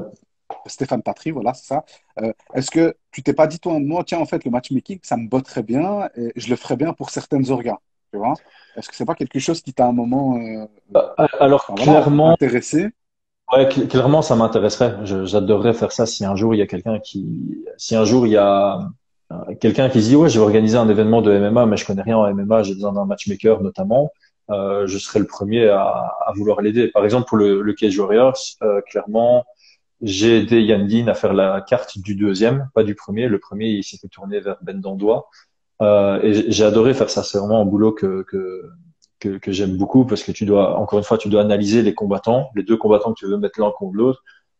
Tu dois essayer de voir comment ça match et est-ce que ça va être fun pour le public et est-ce Mhm. que ça a du sens par rapport à leur carrière à tous les deux et est-ce que c'est faire sur papier, est-ce qu'on va pas être critiqué à l'avance par rapport à ça. Donc voilà, clairement c'est une tâche que j'aime énormément et ouais, si un jour il y a une promotion qui Ça te me demande botterait de bien de faire, le faire, quoi. ouais, clairement, si l'UFC vient chez moi et me dit que John Shelby s'en va, je prends la place évidemment, mais bon, faut pas pleurer, mais voilà, Gratuit en plus. voilà, c'est juste pour donner un exemple, c'est clairement une responsabilité que j'apprécie énormément. Que tu aimerais avoir. Ouais. Bah écoute, la dernière question sportive par rapport à tout ça j'ai moi à te poser, c'est une question que pas mal de monde se pose. J'ai eu des messages, notamment quand j'avais dit, voilà, poser des questions à Chris, machin et tout. C'est revenu pas mal de fois. Euh, Dis-nous réellement, est-ce qu'il y a un contact de près ou de loin avec l'UFC ou pas? Tu vois? Euh, voilà, Ok. je peux pas faire plus simple. Alors, encore une fois, je vais répondre de manière très transparente. Si je vais dans ma boîte mail et que je tape les adresses mail de Joe Silva, de Mick Maynard et de Sean Shelby, on va voir 17 échanges de mails. Qui sont les matchmakers de l'UFC, hein, parce que les gens sont Voilà, peut-être pas Joe au Silva, courant. c'est Je fais l'ancien du name dropping, mais les gens sont pas au courant. Joe Silva, c'est l'ancien matchmaker et Mick Maynard, Voilà, et Sean Shelby actuel. se répartissent les tâches. Voilà, C'est des catés différentes, hein. exactement. Donc, je leur ai déjà envoyé beaucoup de mails. On m'a toujours dit que, en général, ils répondent pas ou ils répondent de manière très sèche et méchante. Sur les 17 mails que j'ai envoyés, ils m'ont toujours répondu poliment. Maintenant, j'ai jamais eu une réelle ouverture. Donc, on n'a jamais été presque à l'UFC, sauf Grit.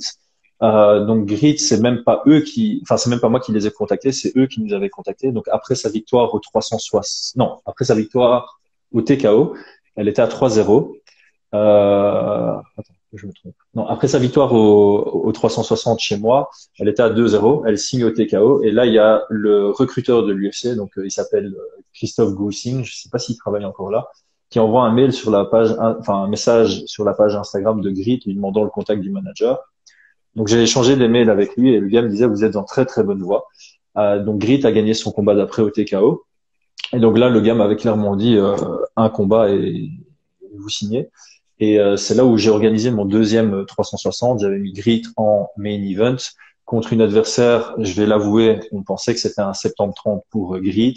Malheureusement cet adversaire s'est blessé C'est à 2 avéré semaines que c'était. avant. On a pris Brioni qui est un sacré morceau et malheureusement Ah Grit ouais. a perdu. Et à partir de là, j'ai toujours gardé contact avec ce gars-là par rapport à Grit, mais dès le moment où Grit a perdu 3 fois d'affilée, ben voilà, le contact s'est perdu. Donc là, on était très très proches. Il y a un autre moment où on aurait pu peut-être avoir Donovan en last minute. Je pense que ça s'est joué sur le fait qu'ils ont trouvé un Anglais et l'événement était à Londres 7 jours plus tard. Je C'était t'avoue pour qu'on on m'a pas mal posé la question par rapport à Donovan. ouais, Euh, Est-ce que tu penses, après, bon, je suppose bah voilà, que vous en avez déjà discuté, etc. Mais le niveau, on va pas débattre là-dessus. Je pense que celui qui connaît un minimum le sport se rend bien compte que un gars comme Donovan a largement le niveau pour prétendre à combattre à l'UFC. tout à Peut-être fait. pas pour une ceinture tout de suite, mais en tout cas, il a largement le combat pour pouvoir combattre à l'UFC. Quand on voit le reste du roster européen, on se dit voilà, voilà, il n'y a pas de souci. Ouais. Euh, Par contre, est-ce que lui, après, je l'inviterai pour un podcast, enfin pour un live lui, mais est-ce que lui, tu penses que ça pourrait se faire ou pas? Parce qu'on va pas se mentir, Donovan n'a plus 20 ans, tu vois. Ouais. Je pense que je pense qu'il arrive à un moment où il est très mature dans sa carrière, tu vois. Mhm. Et voilà, la question se pose. Et si ça doit se faire, je pense que ça va se faire incessamment sous peu, tu vois. Ouais. Alors pour moi, clairement, ça peut se faire. Je vais expliquer pourquoi. S'il n'était pas blessé, il combattrait pour la ceinture en décembre au Cage Warriors contre Jack Grant. C'est le matchmaker m'a demandé si on pouvait le faire. Malheureusement, c'était un peu trop tôt par rapport à la convalescence de Donovan. Donc il allait combattre là pour la ceinture en décembre. Et il faut savoir que voilà, un Donovan qui gagne la ceinture, s'il la défend une fois, je pense qu'on signe directement à l'UFC parce que il a le charisme, il commence à se faire bien voir Ouais, les sur les réseaux réseaux sociaux sociaux, et il ouais, a c'est beaucoup de clair. KO et de belles soumissions à son actif. Donc il a clairement un profil qui plairait. Il fait partie de pas mal de highlights, c'est vrai. Ouais. Donc, en gros, à 2 victoires, tu donnes 2 victoires à Donovan, on signe à l'UFC. Je suis assez confiant. Soit on signe à l'UFC, soit on a un spot au Dana White Contender Series. Donc, le plus difficile à l'UFC, je pense, c'est d'avoir le contact. J'ai le contact depuis très longtemps et c'est un contact très propre. Je pense que Sean Shelby, que comme je disais, il répond très violent. J'ai vu des mails qu'il envoyait à d'autres managers, à d'autres managers, c'est très très violent. Moi, je peux lire les mails, c'est ultra professionnel. Il est vraiment gentil dans ses réponses avec moi, et je pense que c'est parce qu'il sent que il y a peut-être un moment où il va devoir travailler avec moi. Ok, ok. Moi, enfin, j'ai entendu dire, bah, qui était tout à l'heure sur le live, Fernand Lopez, qui disait qu'en fait, on avait souvent tendance à dire que des gars comme justement Shelby ou d'autres matchmakers de l'UFC étaient, tu vois, un peu durs, un peu trucs, mais que c'est juste qu'en réalité, les mecs, enfin, les mails, c'est par centaines qu'ils les reçoivent toutes les heures. Et donc, fatalement, c'est assez compliqué pour eux d'être Ben oui, bien sûr. enfin, Bien sûr. d'être poétique dans chaque réponse, quoi, tu Mais vois. le truc, c'est qu'ils reçoivent plein de mails par jour, déjà de leurs collègues, à mon avis. Entre Ouais, eux, bah ils ont, ouais. enfin, le boulot de matchmaker, Plus toutes les personnes qui font le taf pour essayer de placer leur gars, quoi. ouais, c'est ça. Et Appelons en un fait, chat un chat. Hein. c'est eux déjà qui doivent organiser les combats. Donc, c'est eux qui vont envoyer déjà les mails à tous les combattants qu'ils ont. Donc, ils ont 600, 700 combattants maintenant signés à l'UFC. Ils doivent organiser des combats toutes les semaines. Voilà. Donc, toutes les semaines, ils ont des mails pour organiser les combats, négocier, appeler les managers, etc., etc. Mhm. En plus de ça, ils reçoivent des mails de managers qu'ils connaissent pour leur proposer des nouveaux talents. Ils Mhm. reçoivent des mails de managers qu'ils connaissent pas enfin, un peu comme moi, tu vois, de managers Mhm. qui ne connaissent pas, mais qui leur proposent des chouettes profils. Et puis, ils reçoivent des mails de connards, tu vois, de managers qui vont Ah, non, proposer un clairement, mec ouais, à 3 clairement. mètres, tu vois. Et donc, effectivement, ben, il y a des mails auxquels ils répondent très méchamment. Je pense qu'ils se basent quand même sur la qualité du mail. Donc, moi, avant d'envoyer un mail à l'UFC, je passe vraiment une bonne grosse demi-heure à l'écrire, à le relire, à me mettre à la place du gars. Voilà, tu reçois un mail comme ça, comment est-ce que tu lis, etc. Donc, je passe du temps pour écrire un beau mail pour m'assurer justement que le gars va pas m'insulter par derrière parce que je lui ai fait perdre son temps. Donc, j'essaye d'être concis parce que je considère Mhm. que la personne est très occupée, mais que dans mon petit mail, il y ait toutes les informations nécessaires. Ok, bah écoute, pour clôturer là-dessus, tu crois qu'il faut quoi pour aller à l'UFC, pour un combattant belge? C'est quoi enfin, ce qui est obligatoire, quoi. Alors, ce qui est obligatoire,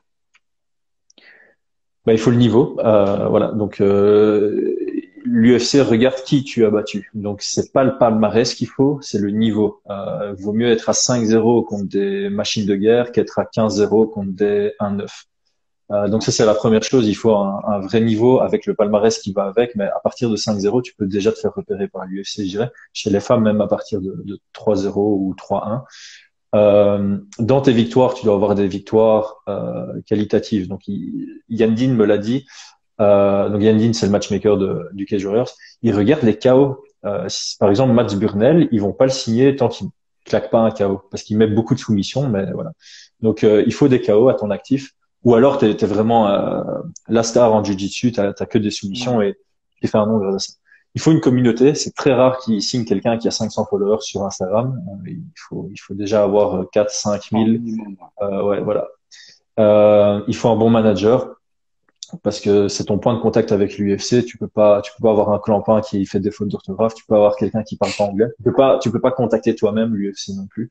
Tu dois avoir un intermédiaire. Idéalement, quelqu'un qui a déjà le contact. Donc là, je me tire une balle dans le pied. Je crois que c'est mieux d'avoir un Guillaume Pelletier qui a déjà signé Fares Ziam que moi. Et puis de manière générale, voilà, comme tu Ah, disais bien sûr. tantôt, Guillaume, c'est Après, son métier, donc il est ah, clairement voilà, c'est ça, hein. performant comme manager. Bien sûr, bien sûr. Euh, et qu'est-ce qu'il faut et puis il faut il faut la particularité marketing. Donc tu peux pas être un profil super simple. Voilà, tu dois avoir une particularité. Tu dois avoir des tatouages, tu dois être vegan, tu dois être un peu foufou, tu dois affonner des bières à partir de ta chaussure. Tu dois faire partie d'une communauté spécifique. Ouais, non, c'est clair, ouais, non, tu dois avoir, c'est Il sûr. doit y avoir un truc qui te permette quand l'UFC te regarde, ils disent, OK, lui, on va le prendre, et quand on va le mettre dans le embedded, on va parler là-dessus. Voilà, pour moi, c'est les critères les plus importants. Au-delà de ça, il y a plein de sous-critères, tu vois, c'est bien t'entourer. Il faut pas des yes men, il faut des gens qui osent te dire que t'es un connard quand t'es un connard. Il faut des gens qui croient en toi, qui te supportent, même si de temps en temps les gens qui croient pas en toi, ça booste ta motivation. Et respecter ton corps. Je crois que ça c'est la base de la base. C'est tu te blesses, enfin voilà, ta carrière prend un Mhm. sacré coup en arrière. Donc je pense que faire attention avec qui tu t'entraînes, comment tu t'entraînes, ne pas trop t'entraîner parce que le surentraînement mène à beaucoup de blessures. Ça reste des critères très importants pour ta carrière. Et puis l'UFC fait gaffe à Ok, ça, hein. Si t'as 7 combats et sur les 7 combats, t'en as 15 qui ont été annulés, et que les 15 c'est à cause de toi parce que tu as été blessé, ils disent ouais, si ouais. lui on le signe, on va chaque fois investir T'es dans pas sa sûr, quoi. promotion Ouais, t'es pour pas que sûr. après, c'est un critère de recrutement. Ok, ok. Bah, écoute, on arrive quand même au bout, là, Chris. Je vais te laisser. Ouais, Angers, On, parce que on, j'en on a, on a, ouais, on a quand même passé plus d'une heure et demie, là. Ben écoute, Ok. il y a encore plein de sujets que j'aurais voulu développer et qu'on aura l'occasion de redévelopper une Quand tu prochaine fois, je suis sûr. Euh, Moi, je te remercie. Je te remercie vraiment beaucoup parce que ben voilà, tu as animé ce live quasi tout seul. Au final, on voit qu'il y a de l'expérience, on voit qu'il y a de veux. l'expérience.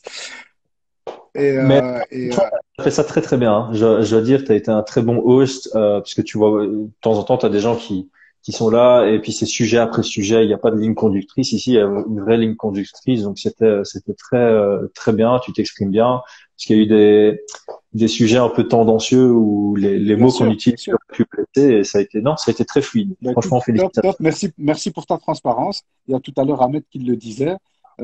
Franchement, il y a certains sujets, ben voilà, tu le sais, on en parlait en off, que j'ai hésité un peu, et puis je me suis dit non, on va en parler parce que voilà, c'est C'est important mieux. au final, c'est le but de la chaîne, tu vois, quelque part voilà, de rabattre un peu tous ces on-dit et toutes ces fausses croyances que les Mhm. gens ont par rapport aux différentes personnes. Et, euh, et toi, tu as été super transparent par rapport à tout, donc impec, nickel, un grand merci à toi. Merci. On va se recroiser, si pas dans les futures compètes de MMA pour les amateurs, on se recroisera d'office sur les tapis une fois que le Covid sera passé. Et bah, bonne continuation à toi. Je te Merci. souhaite au minimum d'atteindre tes objectifs et voire mieux. Et bah, écoute, à bientôt. À Ah bientôt. ben, Et on peut te suivre sur ton Insta. Je vois que tu es quand même de plus en plus. Enfin, tu étais fort sur Facebook. Et là, ouais. j'ai l'impression qu'au niveau Insta, tu es un peu reparti. Ben, c'est ça en fait. Instagram commence à prendre le dessus sur Ouais, Facebook pour enfin voilà pour tout. Donc j'ai un peu lâché Facebook. Je me dirige plus vers Instagram et YouTube maintenant. Donc voilà. Ben, pour me suivre sur Instagram, c'est très facile. C'est Chris c'est Miles vrai, Chris MMA. Je Mike. pense que maintenant Bah, écoute, on s'est cliqué dessus quoi. voilà, on aura l'occasion de faire des trucs sur YouTube parce que nous aussi, on va commencer à bosser un peu sur YouTube. Donc, on a des projets super intéressants Ah ben à avec venir. plaisir. J'ai hâte de voir On en ça. parlera. Merci Ulrich. Ulrich qui nous Excellent dit les gars. deux personnes expérimentées qui communiquent, bah, ça ne peut donner que quelque chose de riche. Un Ah grand ben merci à génial. toi. Bonne soirée, bon Et merci à tous appétit. ceux qui nous ont suivis Et aussi. ouais, à tous. Il y a eu Prenez pas votre mal de temps. monde qui sont passés. Franchement, on a eu des grosses personnes du MMA qui sont passées sur le live. Ça fait plaisir. Yes. Allez, Bonne soirée également. bonne soirée à toi, Chris, et bon appétit. À Ciao, bientôt. ciao. Ciao ciao. Ciao, ciao.